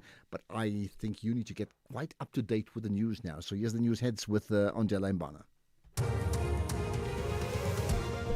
Thank you, Ashraf. For the news headlines, Gauteng Roads and Transport MEC Kitibone Diale Tlabela has called on South Africans to protect the e-hailing industry. The MEC made the call following meeting with taxi associations and e-hailing drivers at Maponya Mall earlier today. The Johannesburg Magistrates Court has reserved judgment in the bail application of one of the 4 people shown on a video instructing a 4-year-old boy to smoke what's believed to be drugs. And the Palestinian Prime Minister Mohammad Mustafa has been visiting the Rafah border crossing alongside Egypt's Foreign Minister Badr Abdelati to highlight difficulties in getting aid into Gaza. A full update follows at the top of the hour with Greg House. This is SAFM Sport with Zai Khan. Okay, Zai on sport. We are into injury time, Zai. Injury time, indeed. Rassie Erasmus got the diagnosis. We're just waiting for the prescription, and hopefully it's a win, because the Boks are under pressure to bounce back in the Rugby Championship after that 38-22 loss to Australia at Ellis Park. They'll now have to do it without captain Siya Kolisi, Pieter-Steph du Toit, Kurt-Lee Arendse and Edwill van der Merwe, all ruled out through to injury. Rassie Erasmus has confirmed Jesse Creel will lead, and that's for Saturday's Cape Town test. Despite the setbacks, star Damien de Allender and Cheslin Colby return, and Erasmus insists the Boks know where they went wrong. Probably frustration, obviously disappointment, and yeah, at least we know what we did wrong.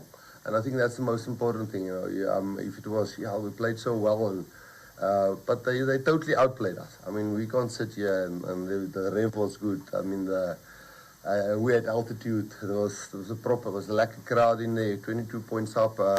But we went through our stuff now. At least we know exactly what we did wrong. Soccer, Bafana hosts Uganda tonight in a must-win African Nations Championship clash at the Mandela National Stadium. Kick-off 7 p.m. South Africa sit third in Group C, 1 point behind Uganda, and only victory will secure qualification to the next round.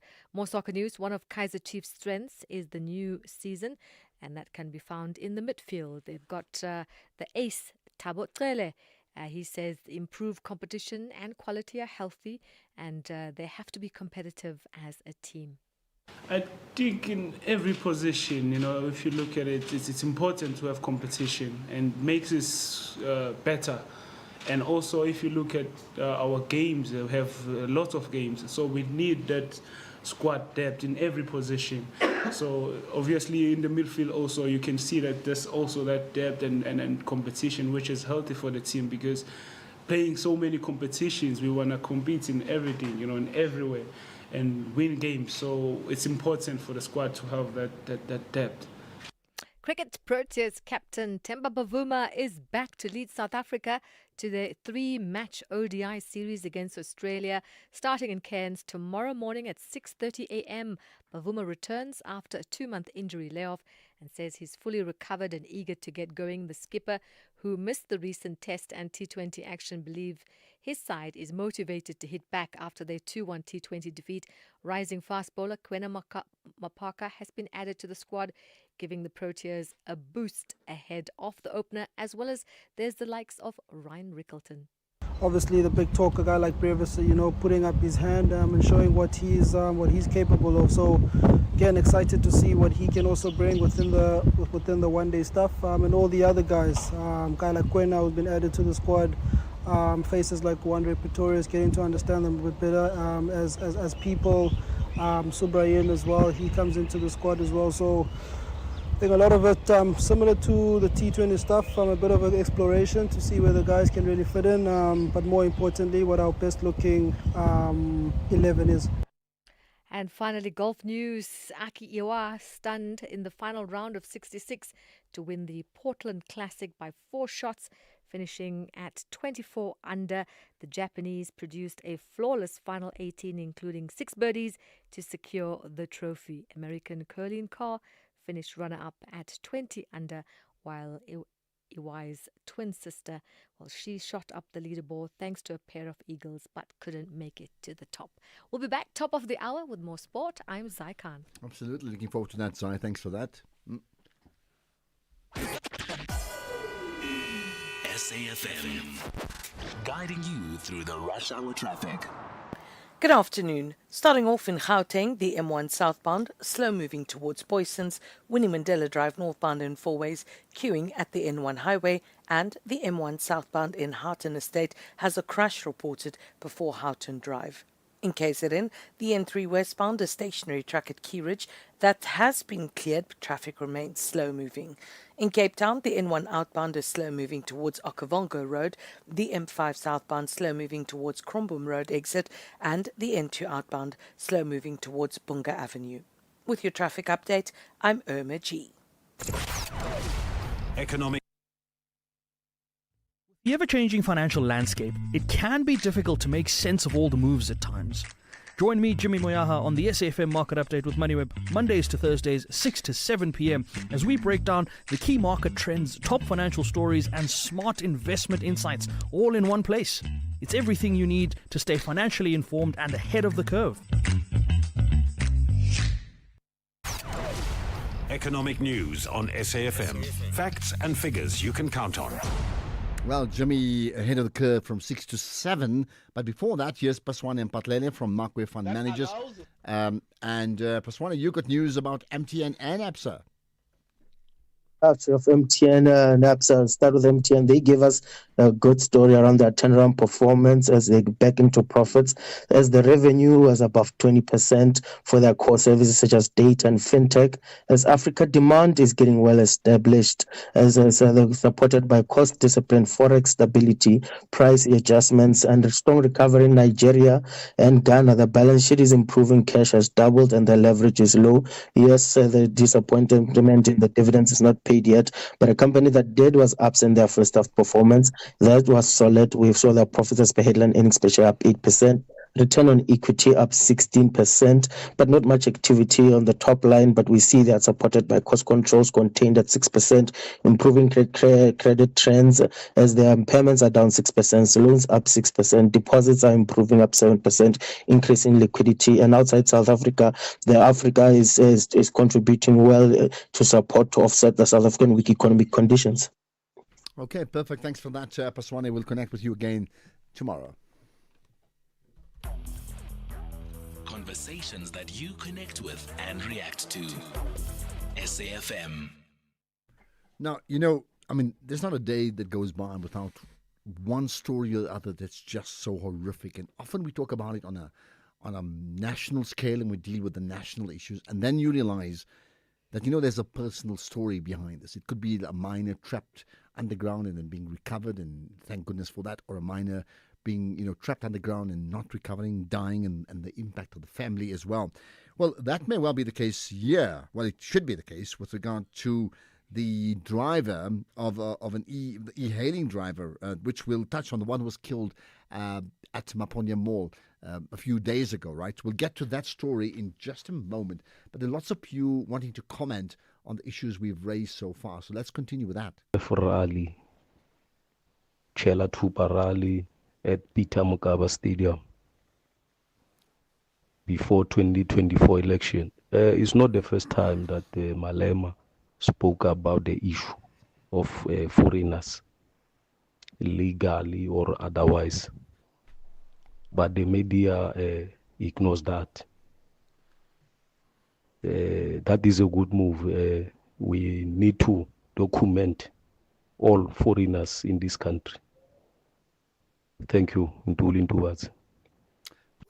an interesting one. For those who say he's the flip-flopper trying just to get votes, is he actually putting the country first? Because often we say, including me, we say the problem with all political parties is they hardly ever speak with what's right for South Africa. So is his position what's right for South Africa now, or is it simply trying to pander to a certain opinion shift from the electorate? Good afternoon. Afternoon, sir. Julius Malema is a political opportunist. That is political opportunism. Seeing that this party is failing and falling and has lost votes, then he saw a gap. So now he wants to garner more votes.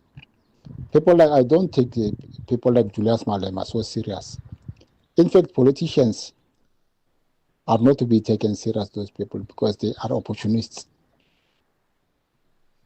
Thank you, Ada.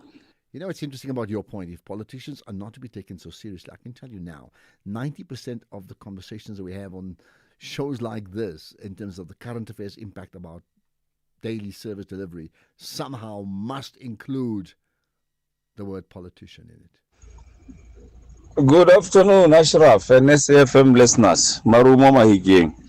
You see, if Julius Malema didn't protect illegal foreigners, Nigerians, Zimbabweans, and this borderless thing, his party, I'm not saying maybe, could be the second biggest party in the country, not the DA.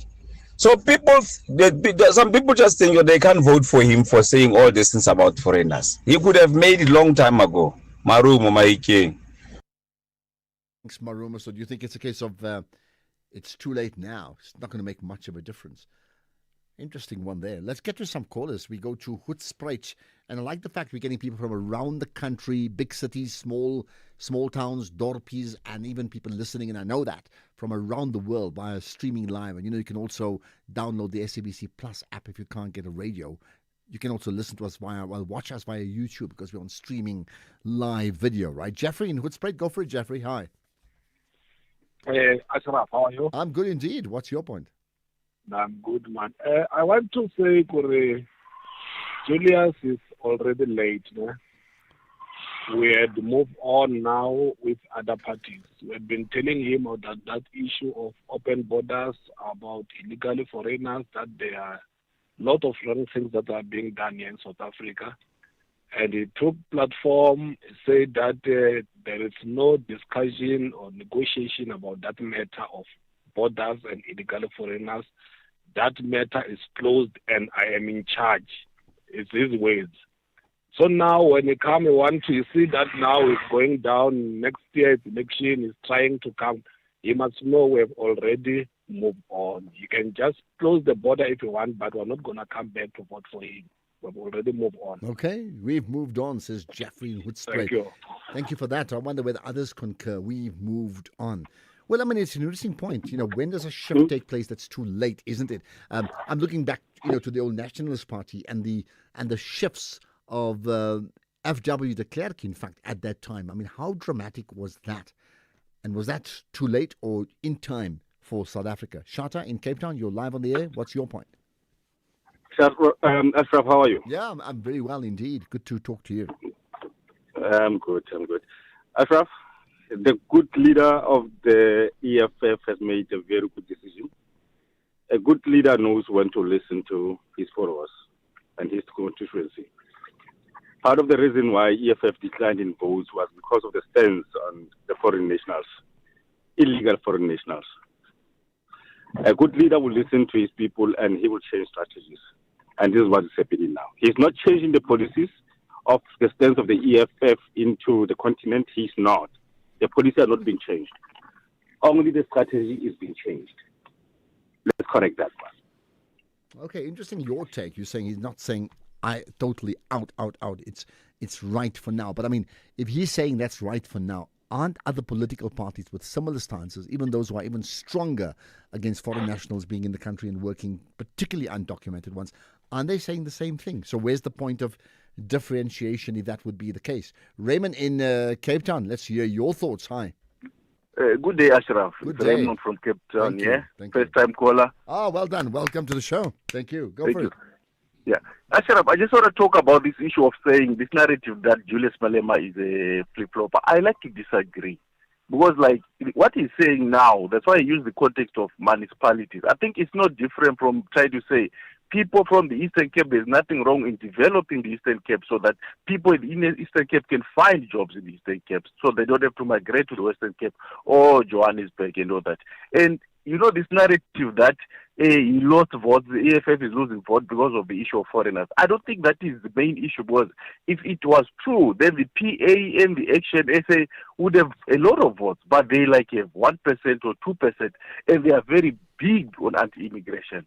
And the reason why I feel EFF lost votes was because of the MK. It was because of the MK, and it wasn't because of the issue of foreigners or whatever. It was the issue of that people just moved from the people from KZN, the place that they lost, most of their vote was in the KZN because of the MK. So I think we are pushing a wrong narrative if we say they lost because of their stance on immigration. Because look at the PA, look at the Action SA. Where are their votes there? Well, I agree with you on that. I mean, that's right. And when we say pushing the wrong narrative, I mean, that's one and two. Listen, people have the right to express their opinion. I don't think that's a popular narrative, as in like market research has confirmed that they've lost votes because of their stance on foreign nationals. You're quite right. I mean, where is the evidence for that, right? So thanks for that, Raymond, in Cape Town. Hopefully we chat again thank you, soon. Ashraf. First-time callers need to hear you more. Absolutely. Right, there's more. In fact, I was wondering, regarding the national dialogue, so having had the national convention that kickstarts the national dialogue, what for you was the biggest takeout of the weekend? I mean, what did you learn from the goings-on Friday and Saturday? Ashraf, I concur with Julius Malema on the fact that this national dialogue is another form of looting the state purse. The government should have created jobs. What we South Africans need is the jobs. There is high unemployment rate, so they are investing in the state funds. They are misusing the state funds through this sickening national dialogue. Good afternoon, lovely brother. Housing from Brandfish. Okay, got that. Thank you for that. On his own form of dialogue, just another way of looting. You think that's true? How much? Some may say the president was very clear it's not going to be 700 million, but let's say it's 300 million. Some may say that's not big enough to be looting. I'm not saying that's true, okay? I'm saying in terms of the numbers when people talk about looting on a grand scale. Maybe for you and I, even 3 million is like unbelievable. Okay, let's get to that story of the death of the driver, the Uber driver, the e-hailing driver at Maponya Mall, which we'll do after this. The National Pulse, weekdays, 3 to 6 p.m.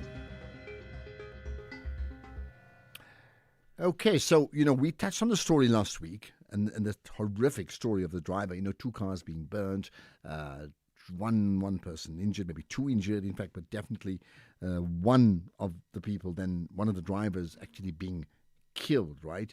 Now, that person is Siyanda Imtokozisi Imvelazi. Now, his family obviously are devastated by his loss, but they're also devastated by what they call the cruelty within which how his life was taken, right?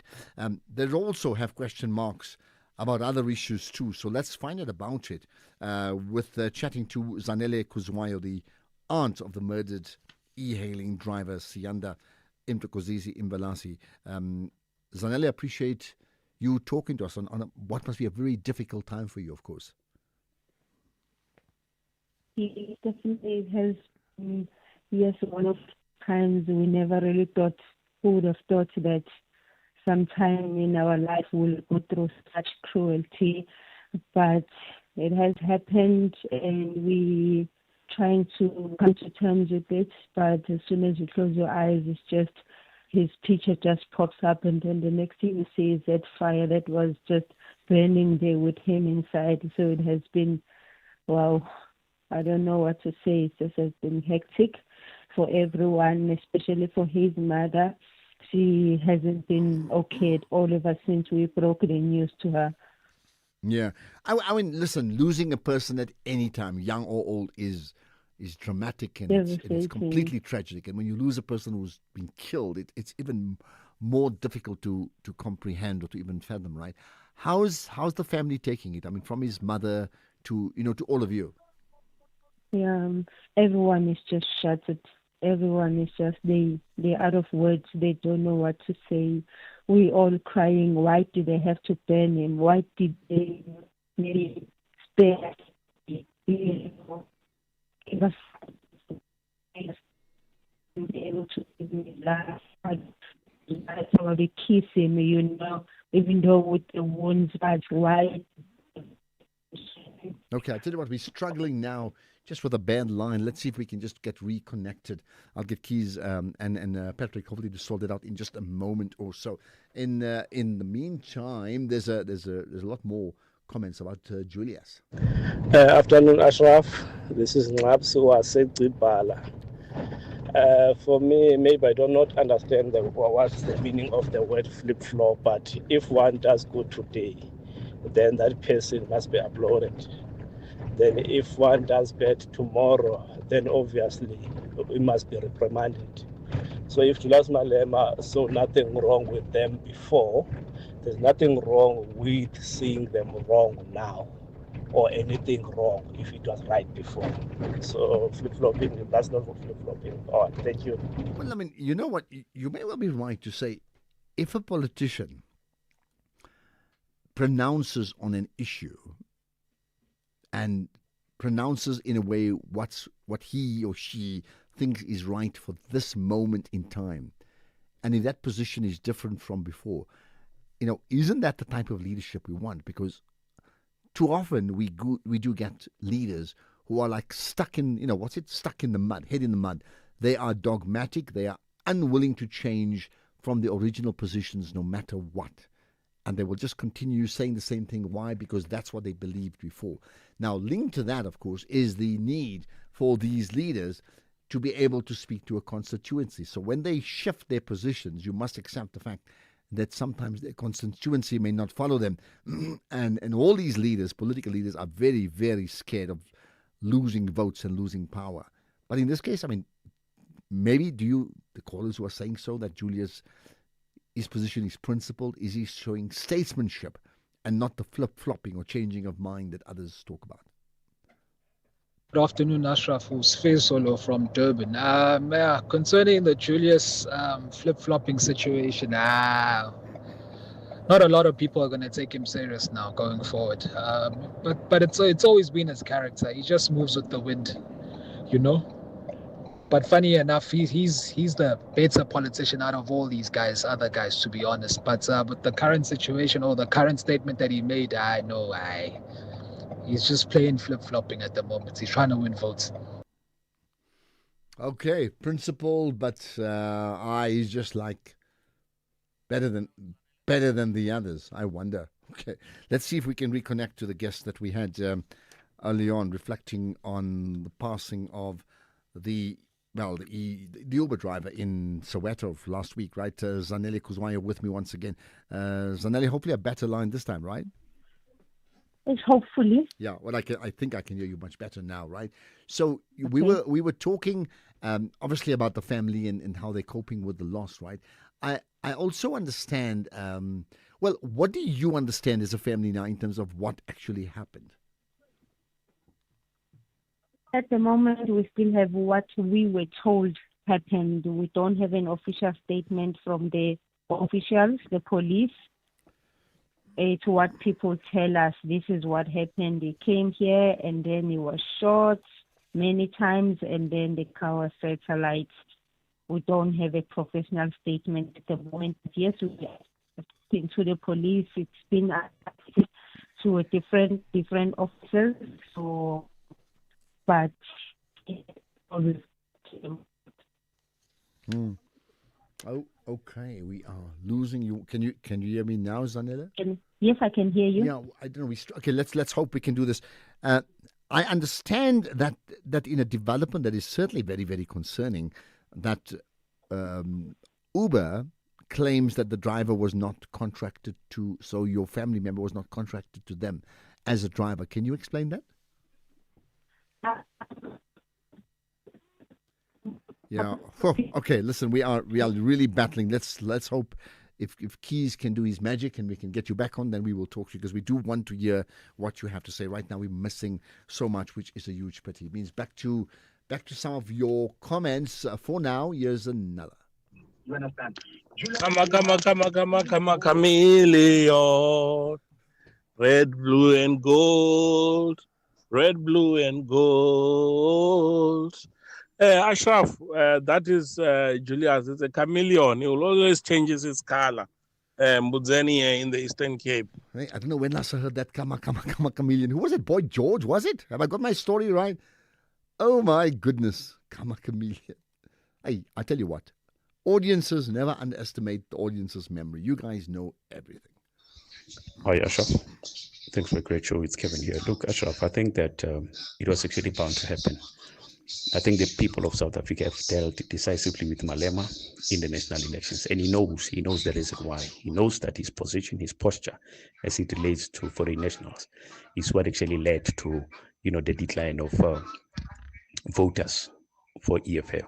So this is just him trying to, redeem himself, because he knows very well if he doesn't, there will be more decline for EFF come 2026 local government elections. So we are happy that he's actually, waking up to smell the coffee. It's about time. Thanks. Waking up and smelling the coffee. Here's another. Good afternoon. Malema has done his homework. He knows very well what we want here in South Africa, as South Africans actually. He knows very well what we want. So that's why now he's changing his mind. And my vote, he will never get it. I heard him loud and clear when he said they must come and work here in South Africa. So now why is changing now? Elections are just around the corner. So you're twisting things now. Hey, yeah, politicians. Concord, Epizane, Retaude, Mampondo, and Tangi, Ashraf. Thank you. Well, I'll tell you what. Will this turn people away from the EFF, or will this bring people closer to the EFF? I mean, I think you need to think about that too. In fact, so we were struggling to get the family member of the murdered Uber driver back, right? But here's the interesting part. So Uber said it was deeply saddened by the incident, but they, according to them, they confirmed the driver or the drivers involved were not registered on its platform. Now, this is really bizarre, because if they were not registered on the platform, the family says he started there last week, like a week before. So if they were not registered if he was not registered on the platform, then how did he get to drive the car? So he's not their responsibility, because I think the nature of Uber would be like he's like a freelancer of sorts, isn't it? But remember, for all of us who use things like cars like Uber, one of the key factors in using the car is that the drivers are completely vetted. So we have complete records of that person. So effectively what they're saying, that not only is this person who died not one of us, right? But on the other hand, if he used an Uber, then he wasn't registered, which actually means there was a security breach separately. So there are really two parts here. One is the fact that he was killed, which is terrible. But the second part is, even if he was not killed and you use that car, then you would be with an Uber driver who effectively is not an Uber driver. Can you see how confusing that is? I mean, both ways. So that's the position. I understand Uber helped with some support, but they still retain their position that, in fact, he's not one of them. They're saying the drivers affected have been confirmed not to be registered on the Uber platform. The safety of every driver and rider using an e-hailing service should always be a priority, and it is something we take very seriously. And then the spokesperson, Laka, then continued saying that on the day of the incident, Uber dispatched its public safety liaison team composed of experienced former law enforcement professionals to work with authorities and provide investigative support. So that's the bottom line to that. They provided some support, but they're saying, in fact, he was not registered. Now, I don't know. What do you make of that? Ashraf, hello, this is Tepiso. Just tell me which politician in South Africa who's not a flip-flopper. In politics, principles are out of the window. Principles do not exist. And I can cite many who have recently been so in the news, and not for the, for the good things. So politicians are flip-floppers. Everybody flip-flops. And I would prefer Julius Malema in all of them, even though people are saying that he's a flip-flopper. Everybody flips-flops. Mbalula is one of them, for instance. Okay, there we are. I tell you what, I mean, maybe we should have all these songs lined up, like, as you know, the other person sang Come a Chameleon, to say, play that, so that when it comes up, I'll get Patrick to play that song even for like 30 seconds. But actually, you may be right. I mean, politicians change their position. Listen, look at Donald Trump. How many times has he changed his positions on global foreign policy? Just think about it, and domestic as well. So actually, you may be the most consistent in acknowledging the inconsistencies of politicians. By the way, we'll chat to the spokesperson for Rise Mzansi because they've been addressing the media today. We'll chat to them in a moment. But first things first, it's 5 o'clock. It's the news with Greg Hoos.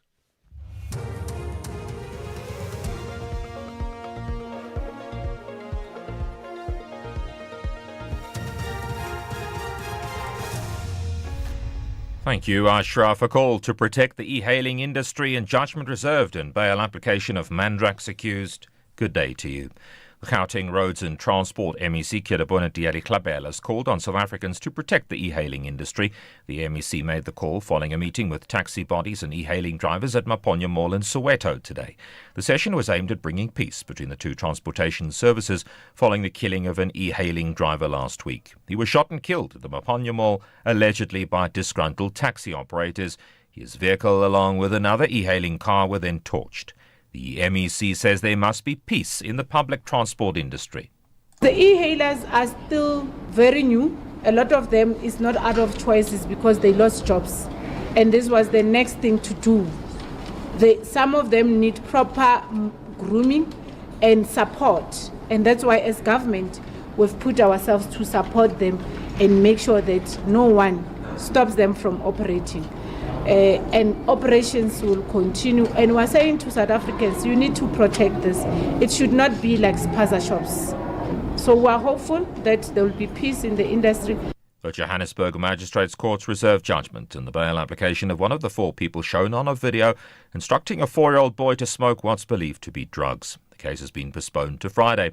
3 other accused have abandoned bail. The 4 accused, which include the boy's mother, were arrested in Johannesburg last month. Rufuiwe Mekwa reports. 3 of the accused, including the mother of the child, have abandoned bail, while accused number 2 continued with his bail application. The court heard that the 30-year-old has a previous conviction of possession of drugs 7 years ago, and that he was the only one who was taking the video that went viral. The state is opposing bail, arguing that the community would be outraged if the accused is released on bail. However, the defense stated that accused number 2 was not a danger to the community and he didn't appear on the video taking drugs. All 4 accused have been in custody since their arrests on July 29. Refilo Mekwa, SABC News, Johannesburg. The Rise Mzansi leader Songeza Zivi's called for the dismissal of the Defence Force Chief General Ruzani Mapanya after the comments he made in Iran. He says the Defence Minister's spineless for refusing to hold him to account. Pakstow and Ronald Lamula are busy trying to save South African jobs. The US and Iran are enemies. What does this general do? He goes there, he runs his mouth because he has no strategic awareness whatsoever, undermining the work that Pakstow and Ronald Lamula are doing. Why would he do that? There is a feeling by South Africans that he's a general, he should be able to say anything. Nonsense. That's ill-discipline. He must be fired.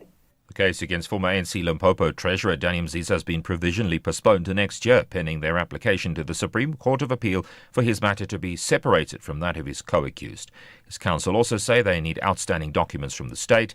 He made a brief appearance in the High Court in Pretoria. He and his co-accused face charges relating to the alleged VBS looting scheme. Key witnesses implicated Mzisa. They say he used his political clout to convince municipalities to illegally invest funds in the VBS Mutual Bank.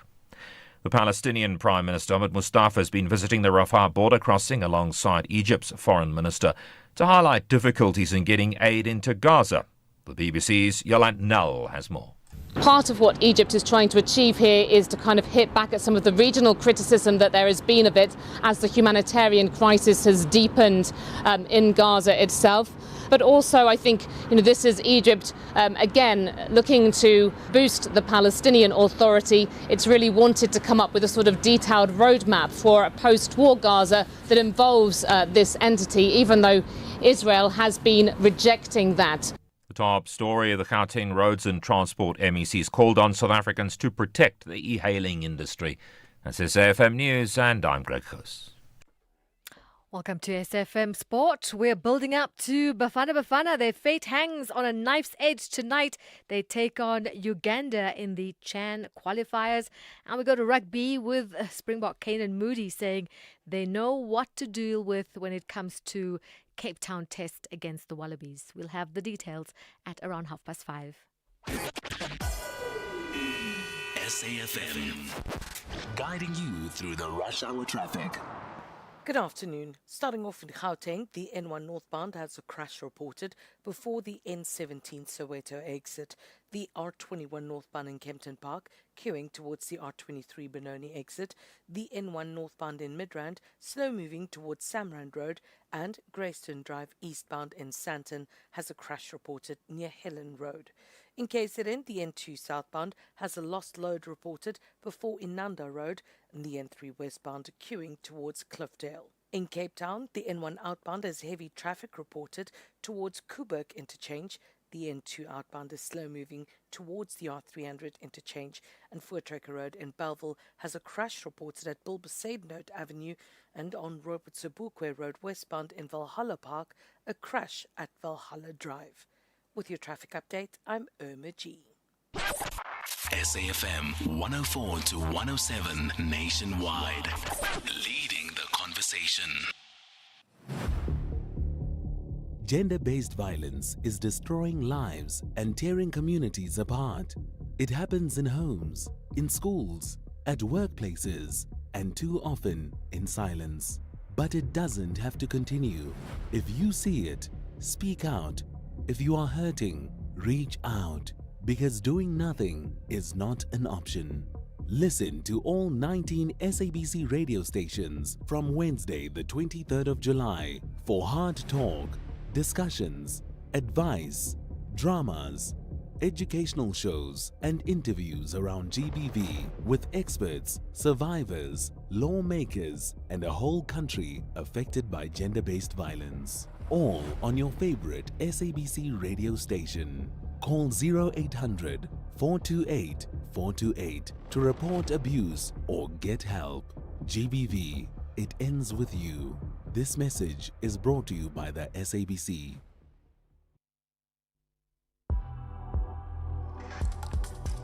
The National Pulse with Ashraf Garda on SAFM.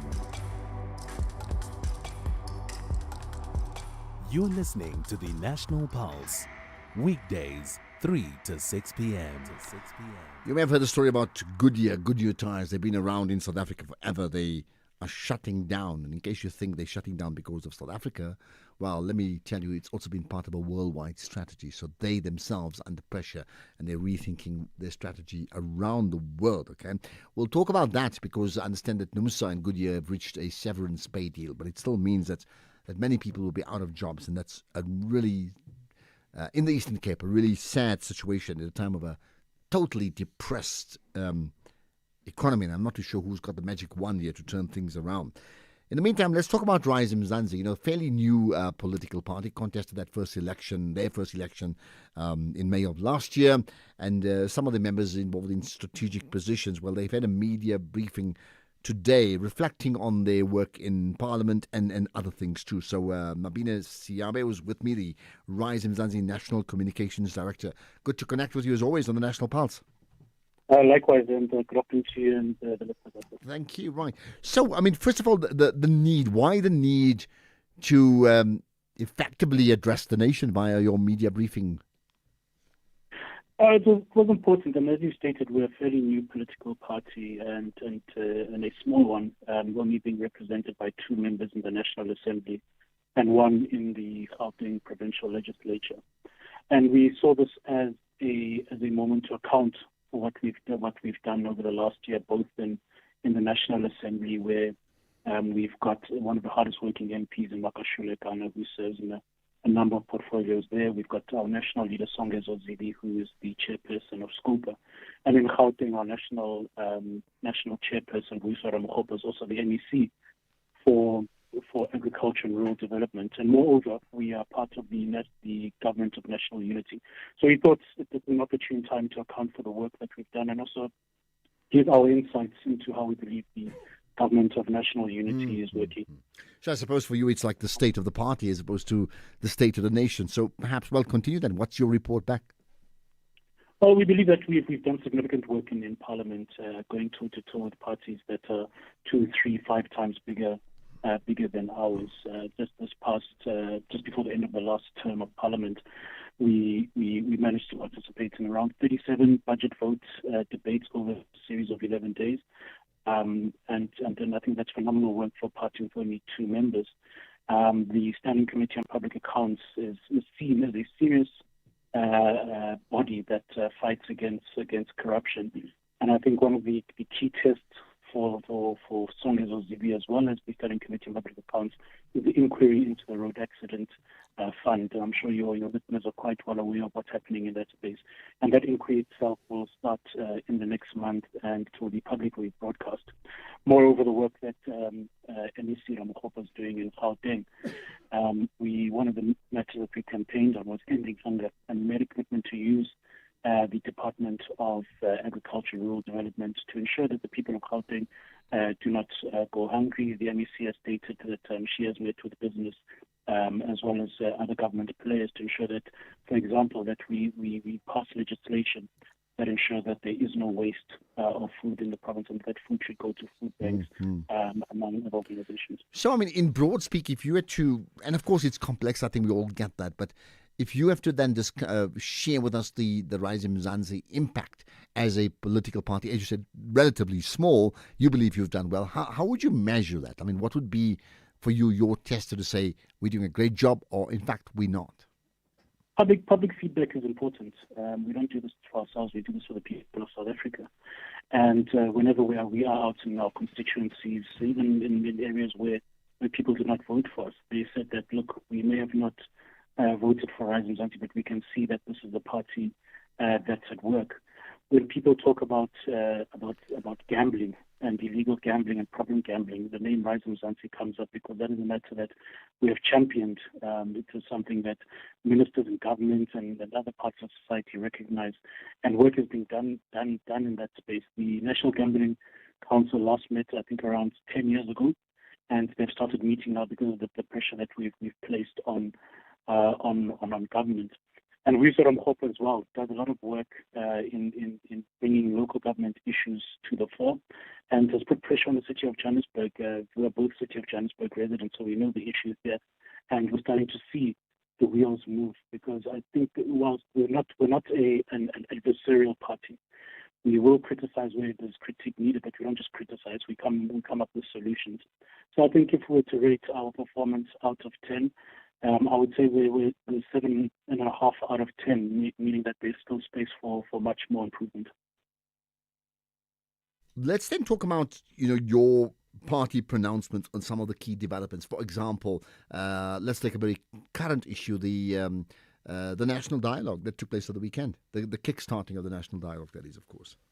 Oh, look, I mean, we'll be one of the first people to admit that it was badly organized, and perhaps the powers that be should have taken a step back and postponed it. But nonetheless, we are here, and the National Convention of the National Dialogue took place this past weekend, which we attended. And yes, a lot of the coverage and commentary on social media focuses on the chaos. But when you go to some of the breakaway sessions and you listen to the input that were made, a lot of things are picked up. South Africans want to be heard. Not just heard, but they want their leaders to act on what they say. And Makashule Gana, our Member of Parliament, also said today that one of the things that stuck out for him is that there's great need for civic education and people understanding how government works, what is the role of government, and not just what is the role of government, but what is the role of us, the people of South Africa. So it's a necessary step, and we'd like to see this being rolled out as the national dialogue taking place at the most basic function of society, and that is at the local municipal level. There should be national dialogues taking place there. And this must result in action. Because if there is no action coming out of this, it's going to be, we as political parties must be the ones that are punished at the polls for not taking the people of South Africa seriously. And we hope as well, when we talk about the responsibility of political parties, government and so on, there's also a responsibility of organized groups like civil society. They must also hold government and political parties to account. What about the GNU? I mean, there's the national GNU and there's the provincial GNU of sorts that your party is involved in somewhat. What can you tell us about that? What's your pronouncement on that? The feedback that we get from a national chairperson, we said on the hope, is that things are working better in Gauteng in terms of the provincial government of national unity, and I think that's made an outcome of the size of the provincial cabinet, which is 10 members. Where if you look at the national cabinet, the president, deputy president, and others, we're looking at plus 30 people who must make decisions, and also the number of political parties who are signatories to the statement of intent, which we are. So one of the things that we have called for in terms of the GNU is for a reset in the interpersonal relationships, and we're calling for regular and scheduled meetings of leaders of all political parties represented in the GNU, which does not happen currently, happen on an ad hoc basis. We're also calling for a GNU Lekgotla to iron out interpersonal issues, and that must culminate in the signing of an actual coalition agreement. There's no coalition agreement. There are various statements of intent that are signed between political parties and the ANC, but effectively, as the other parties outside of the ANC, we don't have an agreement and a set of conditions amongst each other. And lastly, the full functioning of the clearinghouse mechanism, which is essentially a dispute platform. It's a policy dispute platform, and that last met in March. And we've stated that the clearinghouse mechanism needs to be proactive rather than just dealing with crises. Okay. I mean, you've said lots of things. Let me leave you with this then. Is there? Of course, you don't have everything within your power, right? As Rise Mzansi, but if you did, what would be the one thing that you would like to see implemented in the South African political system or in our political way of life? I think what at a high level, let's say that we could change things overnight. We need a change in our electoral system.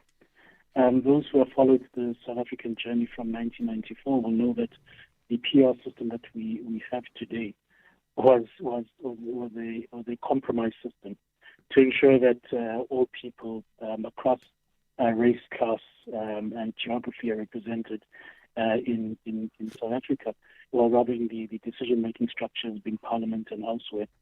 I think we need to relook that so that we can directly elect our public representatives and hold them directly accountable, and maybe even go as far as saying that there should be midterms when it comes to our elected representatives, so that they know that they can't sit for 5 years and then in year 4 wake up to the fact that they need to start working. So there are systematic changes that need to be made to ensure that we're able to deliver and that the South Africa that we all deserve, this kind of South Africa that is envisioned by the Constitution.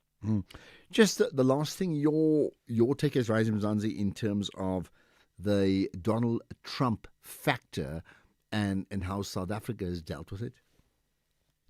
I think, again, South Africa likes to respond to a crisis rather than being proactive. Dates have come and gone, and I feel that we're still dragging our feet in trying to find a deal. But I think as much as the U.S. is an important player in our economy, we need to work with them, but it must be on an equal footing basis. But what I think this has also done is forced South Africans to wake up and say that we need to expand our base of countries that we trade with. There are other countries that are desperate for our minerals, goods and services, and also that we need to stop exporting raw materials, but also start exporting finished goods so that there's better benefit to the economy and the people of South Africa. Okay, let's leave it at that. Mabina Siabe, the Rise Mzansi National Communications Director, on a day when the party, fairly new, has something to communicate to the nation. Appreciate your time. Let's we'll pick up calls as well, but also we will chat to the NUMSA spokesperson in relation to that issue around the closing of the Goodyear plant in South Africa. Implications huge, you know that. That's why we call this the National Pulse. If you think you cannot afford a lawyer, think again. Clientele Legal has made professional legal services affordable for you. Whether it's a civil, criminal, or labor-related matter, we have a nationwide panel of attorneys standing by to assist you. SMS SAFM to 32195. That's SAFM to 32195 and we'll call you back. Clientele General is a licensed non-life insurer and an authorized FSP. Standard rates and terms and conditions apply. Hey SA, entries for FlySafe's Business Booster are closing soon. So if you're a small local business that needs help taking off, enter at flysafe.co.za, tell us about your business, and you could be one of 6 standout enterprises to win 10 return business class flights plus brand exposure across our various platforms. Whether you're mixing, matching, crafting, or inventing, we want to help your business skyrocket. FlySafe, for the love of fly. T's and C's apply. Mr. Govinda, congrats on the retirement. You just sold your car to We Buy Cars. Tell us about it. Yes, it just gathered dust in the garage, so I exchanged it for cold hard cash. Now my wife and I can enjoy a stress-free retirement. Retiring the car as you retire. Nice. So why We Buy Cars? It was so quick. They came over to our house to do the evaluation, and we sold it the same day. Tops, man. Okay, so now you got even more time on your hands, eh? Exactly. We Buy Cars. Geared for your next chapter. Geared for you.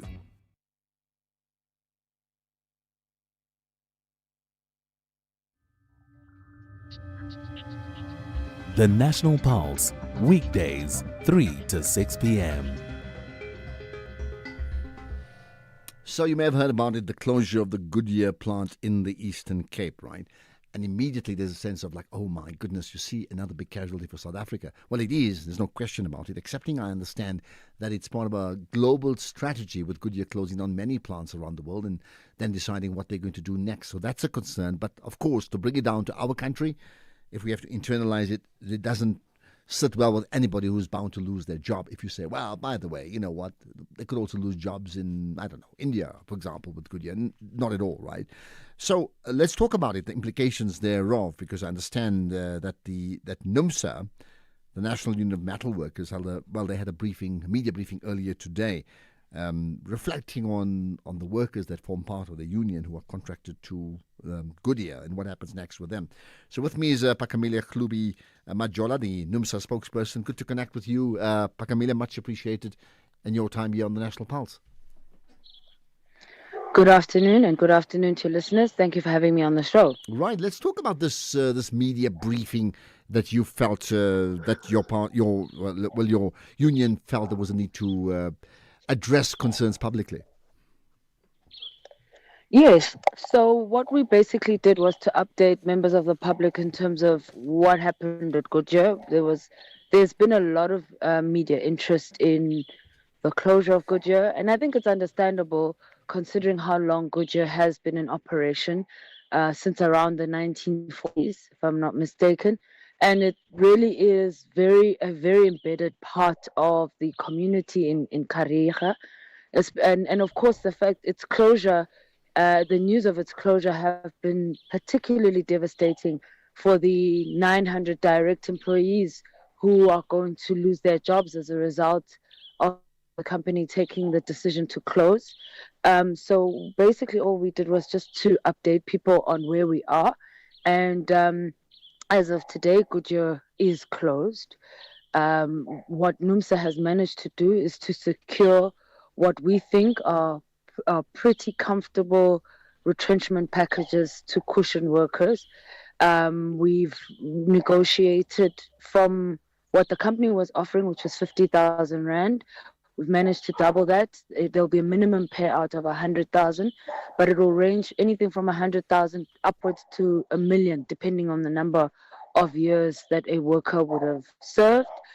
We also managed to negotiate that any educational bursaries or educational support that the company had committed to, that they continue with that up until the end of the 2025 academic year.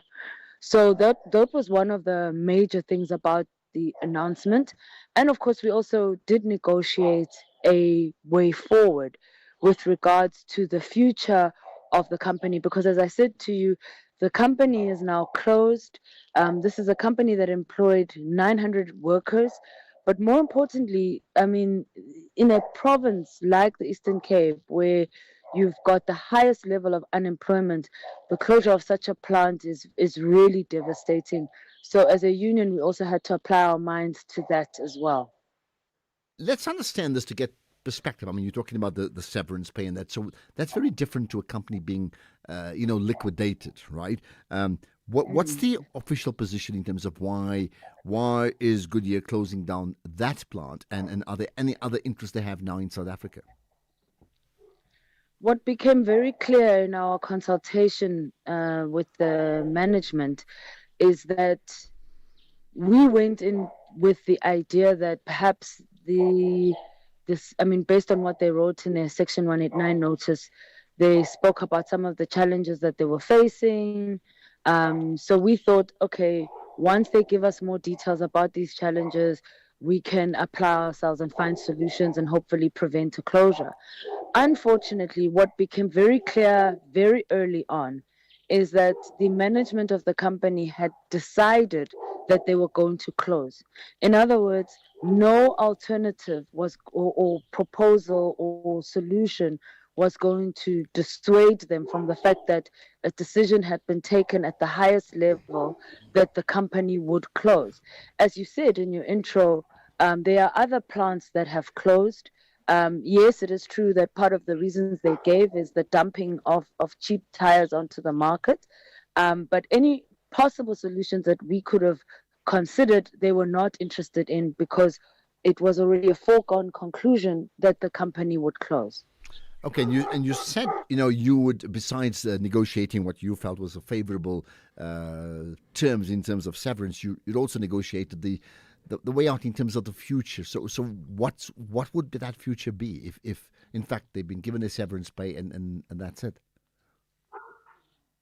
Yeah. So the future is that we are currently in talks with the IDC. In fact, the IDC has agreed that NUMSA and the IDC together would look for an equity partner that would buy the plant so that we can continue with manufacturing tires in that region. And we are actually the process has already begun, and a 2-month window has been allocated for the completion of this process. Already discussions have already begun with certain prospective tire, interested parties, let me put it that way. We are hoping that we will be able to make an announcement soon to confirm this, but the basics, the bottom line is that the IDC partnering with NUMSA will find an equity partner, and we are hoping to restart up the manufacturing in that area once again. And that would be us trying to sort of resolve or speak to the challenge of the unemployment and the joblessness that's going to obviously hamper the province once this plant has closed. I mean, I take it the issue of protecting, more people sort of joining that long unemployment queue. I think that's pretty obvious, right? On the other hand, marketing forces also play their role when a global company like Goodyear packs up, and even notwithstanding your IDC deal, do I take it that would be with a brand new localized brand that's not known? Because I mean that presents its own challenges. Not that I'm saying don't buy local. That presents its own challenges in terms of how people will be accepting that brand. It's like you're up against the Nike.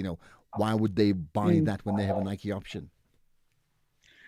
Well, I think the issue of the branding, those who are tasked with that type of responsibility will figure out a way in order to popularize the new company. I think that is something that can actually, we can deal with. The other issue, though, that you've raised is a good point around the sort of what you can say are the global headwinds or the conditions. Because among the issues that have to be resolved, which NUMSA raised in the press conference today, is the dumping of cheap tires onto the local market and what that does for local tire manufacturers. And our concern is that the closure of Goodyear will sort of trigger closure of other companies as well. And one of the things we've called on government is to make policy changes to protect the domestic market and to protect domestic industries, because we cannot continue to operate the way we are operating, where we allow ourselves to continue to sort of be victims of international forces. We are a country that has got extremely high levels of poverty, unemployment, and inequality. And those who lead this country it's about time, really, that they genuinely deal with this crisis in a meaningful way in order to protect jobs. This would not be the first time they've done it. I mean, in 2015, 2016, NUMSA led in approaching government on behalf of the steel sector for protectionist measures, which we did secure on behalf of the steel sector. So we're pretty much asking government to do the same thing in this respect so that we don't have another Goodyear situation happening sometime in the future. Well, I mean, we've had problems with the textile industry, totally decimated, at the dawn of democracy, just because things opened up and there was no protection against them, and we saw what happened there. And I think your example now about dumping of goods, another good example of it. But I mean, here's the reality: as I say, thank you to you, Pakamilia Khlubi Majola, the NUMSA spokesperson, for the people listening in directly affected by the Goodyear closure, and for others who now know these people will join the unemployed queue. It's a sad reflection of, moving from a good year to a bad year. Think about that. Let's get to the news headlines. Here's Greg House. Quick look at the headlines. President Ramaphosa has received a briefing from Russian leader Vladimir Putin on the outcome of the meeting with US President Donald Trump that was held in Alaska on Friday. Gauteng Roads and Transport MECs called on South Africans to protect the e-hailing industry. And the case against a former ANC Limpopo treasurer has been provisionally postponed to next year. There's a full update at 6 o'clock. SAFM, guiding you through the rush hour traffic.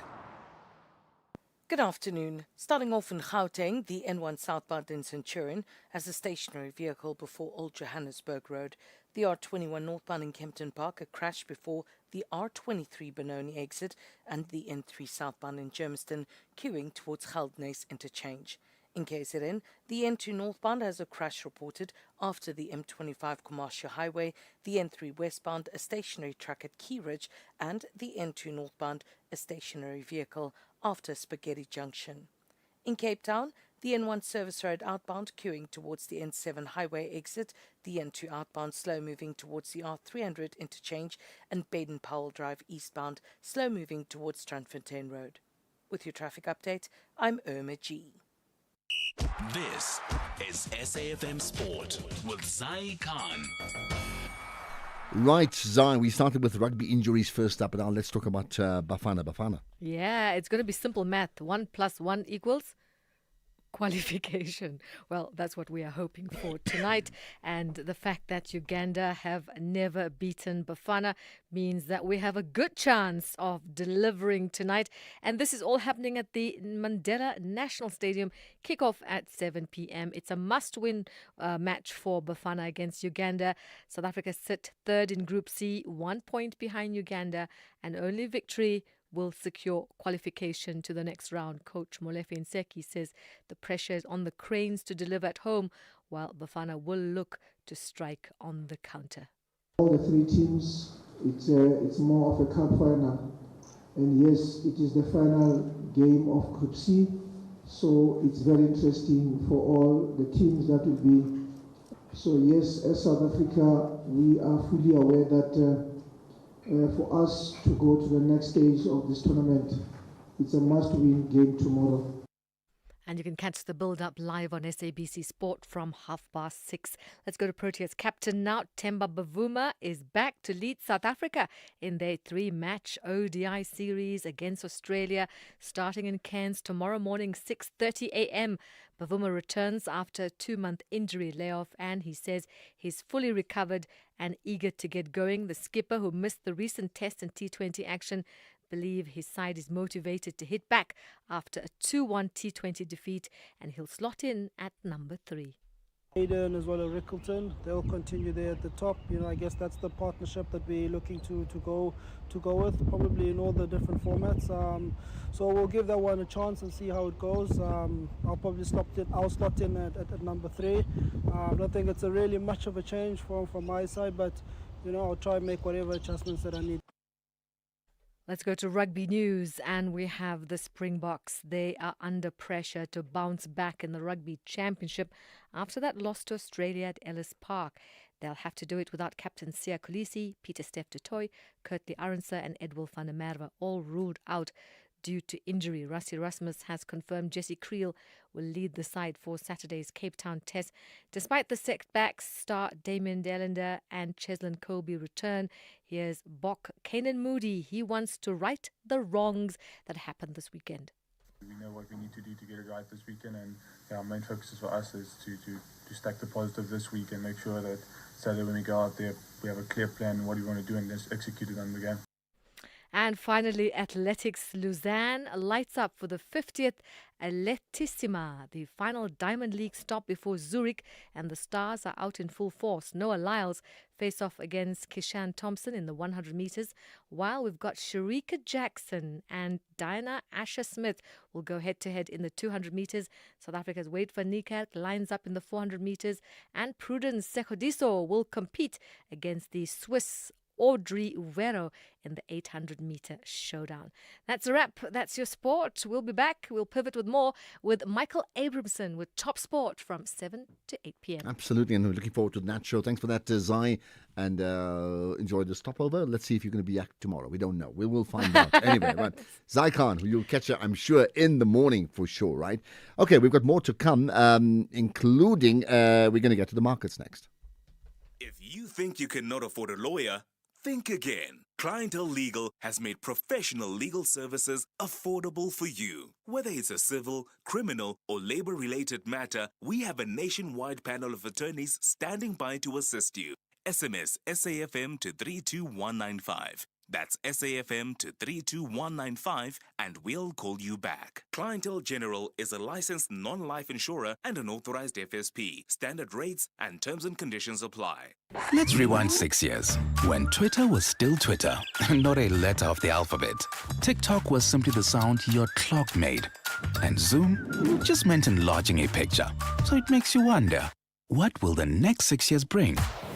Hino trucks now come standard with a 6-year drivetrain warranty, covering everything from pistons to gears. So although a lot can change in 6 years, our warranty promise won't. T's and C's apply. Hino, all the way. Economic news on SAFM. Facts and figures you can count on. So Jimmy hosts the markets update from 6 to 7 every evening. But to set the scene, Jimmy, I think you've got an interesting story about South Africa, USA, and exports are on the rise, amazingly.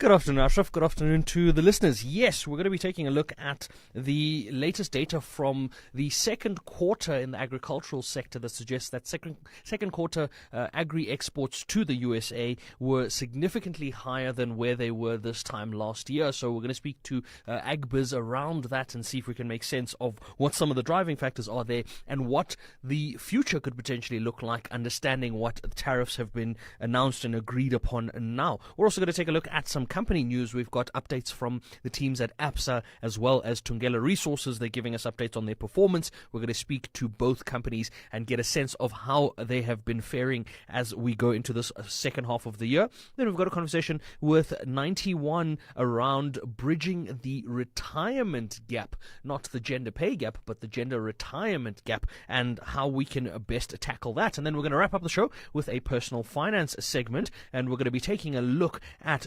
money conversations you should be having with your partner and the importance of having open money conversations for your financial planning. That's what's coming up on the show. But before we get to those conversations, a sense of how the markets have been moving throughout the day. It hasn't been the best start to the week, at least for local markets. If we look at international markets that would have been trading first, Asian markets were in the bulk in the green. The Hang Seng, the only market in the red, down about 0.14%. The ASX in Sydney, 0.2% up. The Nikkei in Tokyo, 0.75% up. And the Shanghai Composite, almost a 4% in the green. European markets, rather, were down, with the FTSE eking out 2 basis points gains to finish in the positive, but the DAX and the CAC 40 in the red. US markets are in the red at the moment. South African markets were in the red. The financial sector stocks were down 0.75%, industrials down 1%, and resources down 0.5%. As a result, the all share down 0.79%. The top 40, 0.87% in the red. And if we look at the currency side of things, the rand a little weaker against the US dollar. I suppose it's relative to where we were last week. At some point we were at 17.50 or closer to the 17.50 mark. We're back at 17.66, but we're still far from the 18 rand. So we're still okay-ish on the rand side of things. 1 British pound would cost you 23 rand 87, 1 euro 20 rand 61 cents, and 1 Australian dollar 11 rand 45. 1 Bitcoin $115,000 a Bitcoin. A lot less than what we have seen lately there, but still above 2 million rand at 2,044,000 rand there.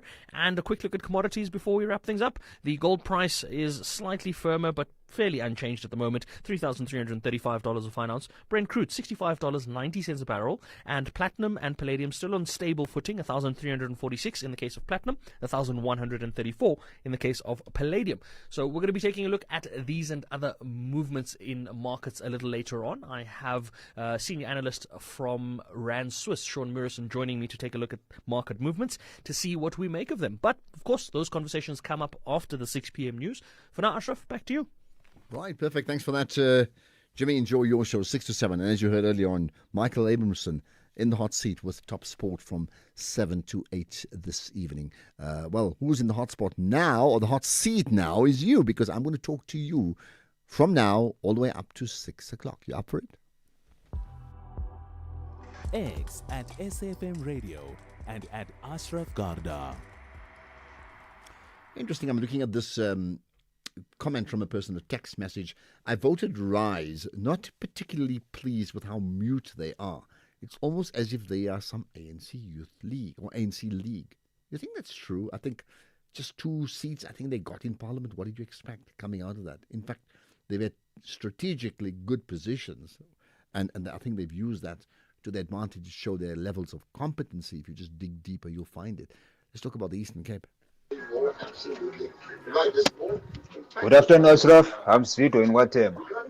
Raymond should never, ever use the people of Eastern Cape in the same line with the immigrants. Never again. You shouldn't try it. People of the Eastern Cape are South Africans.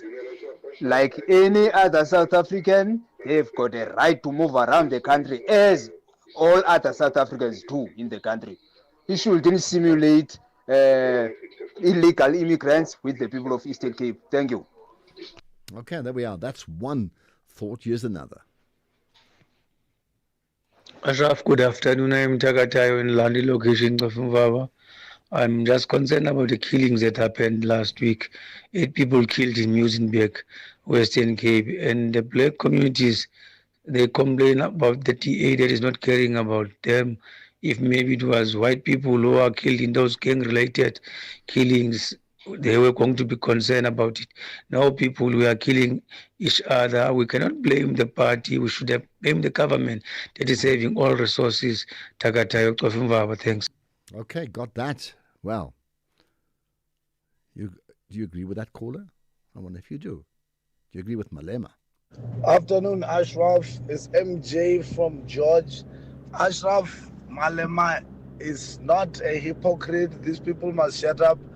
He's a great leader, and a great leader is one that listens. And even Mandela at some point was saying we are taking up arms because the people were demanding to take up arms.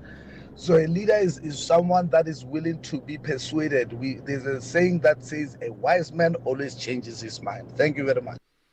Okay. Well, I think, listen, I'm not here to tell you what to do, but it's almost like a bit silly if all of us are going to talk about just one issue on Malema, which is like the flip-flopper. The reality is, talk about, does he actually have a point? Because that's the issue in the country we're facing, where there's massive unemployment, huge numbers of unemployment. On the one hand, many amongst them are South African youth, and there's a growing call for us to tighten up foreign immigration to the country on the basis that we simply can't afford to keep them. That's really the issue, as to how many is enough. Ashraf, whatever the MEC is saying, I'm not convinced, Brian, because remember what happened, I think it's 2003, if not 2002. Same thing happened. People's vehicles were touched down. What happened? Who was arrested ever since? No one. I'm not convinced. Okay. Sadly, so you say it with confidence. Aye, okay. Sianda in Newton Hague, hello. That's your region around Goodyear. Go for it, Sianda. Good evening, Asher. Yeah, good talking to you. Yes, I am a living testimony of what is currently happening in Goodyear, as it's in my area. But one thing that I've called that is of concern to me, Asher, very much, is the publication of the packages of these members' severance packages, especially in the township that we live in. Do you know, in the township that we live in, when a person retires, when a person is retrenched, when a person loses his job and that particular person is known by the local criminals that this particular person is going to get a job, they get visited upon. Their houses are broken into and they are forced to transfer money. That's the level. Yeah. That's the level of criminality that is currently happening. Even when one passes away, they know that there is a person who has passed away. There's bound to be a claim from the insurance. People are forced to do so. I would urge that the media, at some stage, they take into cognizance of what is currently happening and refrain from doing that, because as much as it is very important to be transparent, on the other hand, there are unintended consequences. But I mean, does the media then keep quiet? Because it's not that, the media didn't make the news. It's let's say Dunlop, and then, like, say, for example, the unions. Then we don't talk to anybody, so we don't even know what happened, and nobody even knows that Dunlop then shuts down. How do we avoid that? That's the thing. That is why I'm just questioning it. Maybe they might be doing it, whether it's the company or the union. They might be doing it unknowing that there are unintended consequences of these kind of actions. Okay, and you've certainly raised it now. Sianda in Newton Hague, Eitan Hacha, thank you for that. Talking about when a good year turns a bad year. If people rob you when you get your severance package, I mean, that's just horrific. Good afternoon, Ashraf. Good afternoon, Ashraf and SA listeners. This thing for the borders can't change because the trucks are moving from South Africa to Zimbabwe. They are doing business.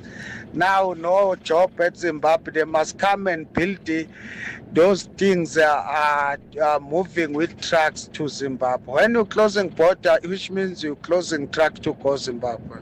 Thank you. Okay, got that one there. In fact, there's more calls we'll take. But here's another question. Ashraf, the issue is not whether Malema has a point. The issue is he genuine? Absolutely not. That's according to Mtunze. Are you genuine? I need to hear you out. You're on the pulse right after this. SA Sport Awards reflect our collective nation-building spirit. Mzansi's sport heroes and heroines have shown resilience, persistence, passion, discipline, and world-class achievements in the sports fraternity. Let us celebrate #Izinja Zegame. Catch the 18th Annual SA Sport Awards on Sunday, 24 August at 7:30 p.m. on SABC Plus and SABC Sport on DTT Channel 4, then on SABC 1 at 8 p.m. Brought to you by the Department of Sport, Arts and Culture in partnership with SASCOG and SABC Sport. Celebrating sporting excellence.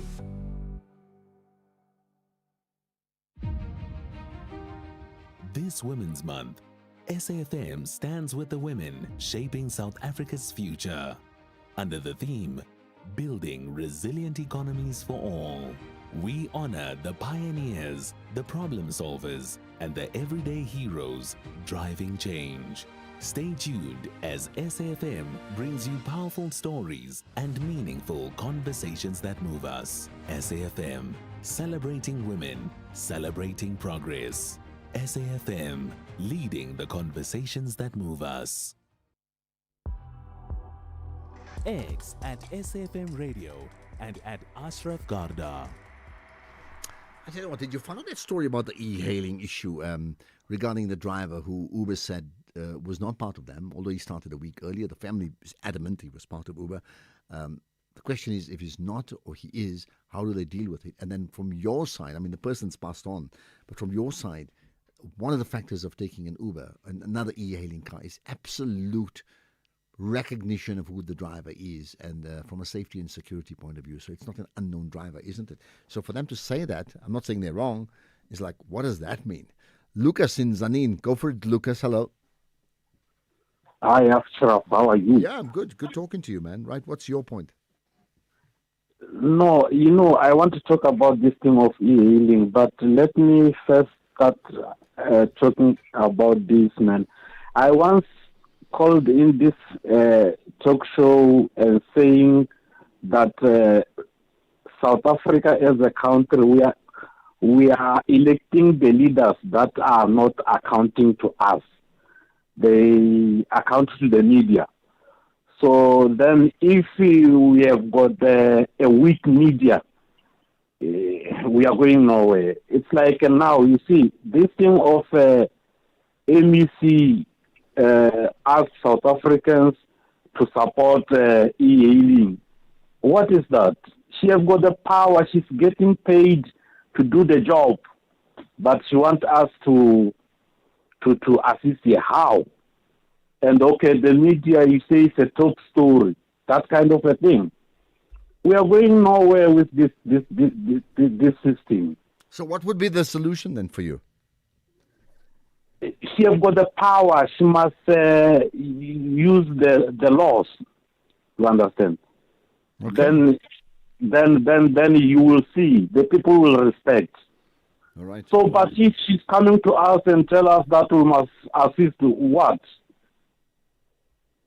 Okay, I hear you. You've put lots of issues that you've put on the agenda. Thanks for that, Lucas. Maybe others may agree Hi, or good counter evening. with that. Yeah, thank you for that. Right. Okay, Jalan in KZN, you're live. Go for it. What's your point? Ashraf? Yeah.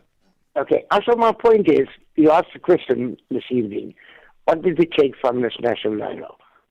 I think, from what I heard, I think what Mthunzwa had to say is that we need a two-party state, not 600 political parties. We have to compensate, leave the 800 billion. I mean, talking about 2026, to support from ISU all those 600 parties. What we need is what America has got, a two-party state. Be it ANC and Democrats, the other 600 can decide which side they want to be on, either the ANC or the DA. And then and the president must be selected from the winning party by the people. And I think the 600 political parties is an absolute waste of time. And what Mthunzwa had to say is absolutely 100%. Billions of rands are being spent on electric. Billions. 800 million rands on the dialogue. It's a simple thing. We need a two-party state like what America has got. But so America's working. So America's working. America's working. Really? And we can make it work, but not with 600 parties and another party. How do you drop, as you call it, 600 parties? I don't know, Ashraf. I mean, that's know, the point. Can you just imagine Yeah. you'd have a national dialogue the whole 10 years to get to which two parties must exist? I'm not talking Ashraf, about voting. I don't know the technicalities. What I do know is common sense. Common sense is that we cannot have 600 parties that we have to sponsor, and they're only just in the personal interest. We need two parties, and let each of them decide which side they want to go on. Let us assume that we have the ANC and the DA. The other 598 can decide whether they want to join the ANC or whether they want to join. Okay, let's move on. I'm just imagining they can just decide. Like, You get my point. how is Sorry, I don't get your point time. because I don't know. No, you never wasted my time. It just shows you, even if we disagree, can you imagine the 600 parties disagreeing and agreeing on how to get to 200 to 2? How will they do that? I really don't know. The reality is, yes, there are parties and there are regional parties, but by and large, we've got like 10 major parties at the most. And we've got like, 4. Let me get my facts right. ANC in order. ANC, DA, MK, EFF. Have I got it right? 4. And you can include the other 4, 5. So that's why I'm saying 10 parties is what we really have. But 3 or 4 actually sets the agenda. And that's good for democracy, don't you think? Patrick in Cape Town. Let's talk taxi violence. Yeah. Hi, Ashraf, how are you? Yeah, I'm well indeed. Yeah. Go for it. Thanks, man. Man, I just want to comment on this taxi violence happening in Joburg. Yeah. You see, the problem we have is the government. The government is not doing enough on this taxi violence. The government is too soft when it comes to the taxi association. first of all, the routes and the permits belong to the government. If a certain route has a violence or something, the government must close that route and put buses on the route and take the permits. Because it seems like now they're owning the routes, they're owning everything, the taxi bosses. And it's not right. It's nonsense. Do you understand what I'm saying? Yeah, well, look, I tell you what. I mean, this issue of taxi violence and everybody believes they own their own turf. And then beyond just the taxis where they think this turf is theirs for life, I think is unacceptable. And how this has been allowed to continue all this long is absolutely beyond. No, me. what they're doing, man, is not acceptable, man. Let the government take their permits if they continue doing the violence. The routes and the permits belong to the government. What is the government doing about that? Okay, got that. Well, we need to have this national dialogue on taxis and transport only, Patrick. I can tell you now, if I look at the conversation you and I are having, and we go back 10 years, we're having the same conversation. And how is this the case that it's okay is beyond me. Patrick, thanks for putting that on the agenda. It is the National Pulse, right? Impo in Bloemfontein, hello. Yeah, Impo, hello. Hi, how are you? Yeah, I'm good indeed. I'm good. I just wanted to make a contribution with regard to the taxi industry. Yeah, go for it. Yeah, I think there's no better word to define and describe the taxi bosses or maybe the taxi industry. It is run by terrorists because it is clear that they want to own anything and the government has no control over them. It seems as if the government is afraid of them, or maybe because of maybe some of the politicians have got taxes in it. It cannot happen that we can be terrorized by a group of people who don't want to think, who resort only to violence to solve anything. I mean, we've been having this problem of taxi violence for quite some time, and nobody is doing anything about it. And the government is not even putting effort in addressing this issue. Okay, well, I think this is one of the greatest injustices ever. I agree. It's a after crisis. Apartheid. It's a crisis. After apartheid. This is a very serious Impo, thing. And thank our you. government is focusing on other things except solving the problem of taxi. They've got 20 things to focus on and they're getting a lot of it wrong. That's the truth. Impo in Bloemfontein, thank you for that. In fact, here's another interesting one. Good evening, Ashraf, and good evening to the SAFM listeners. You know, Ashraf, whenever people say the Uber driver, they are just generalizing. It could also mean someone who is driving for Bolt, you see. Uber is just the name that is on the people's lips, and they call it as in driver or Bolt driver.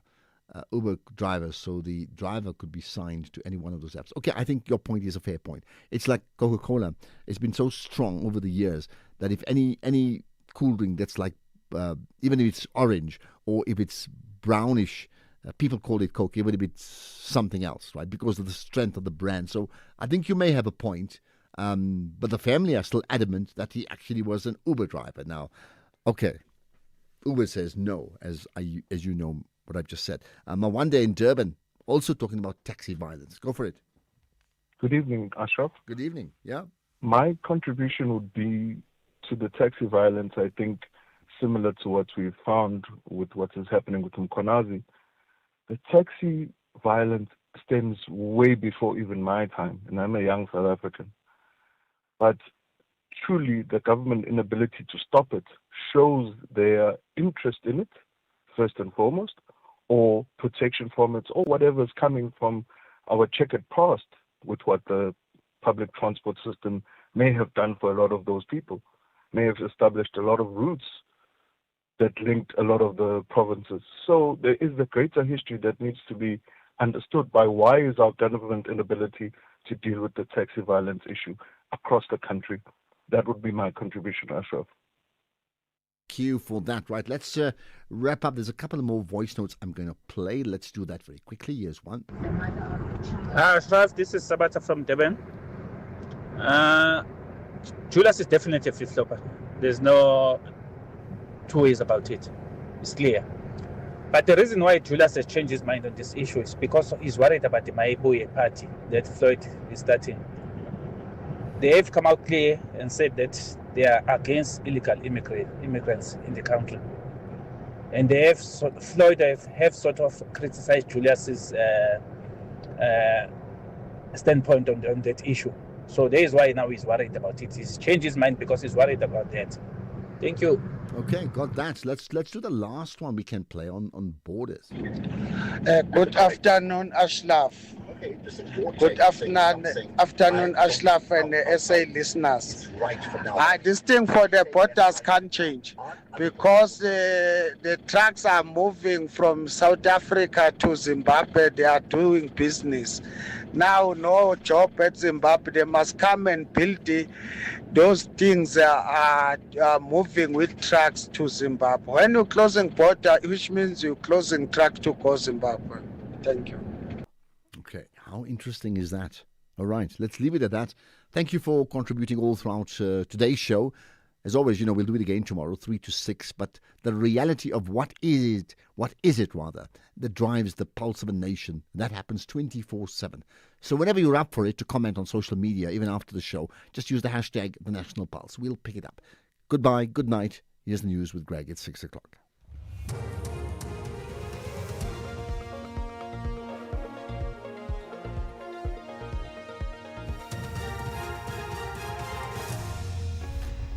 Thank you again, Ashraf. In this news update, Putin briefs Ramaphosa on US meeting and a call to protect the e-hailing industry.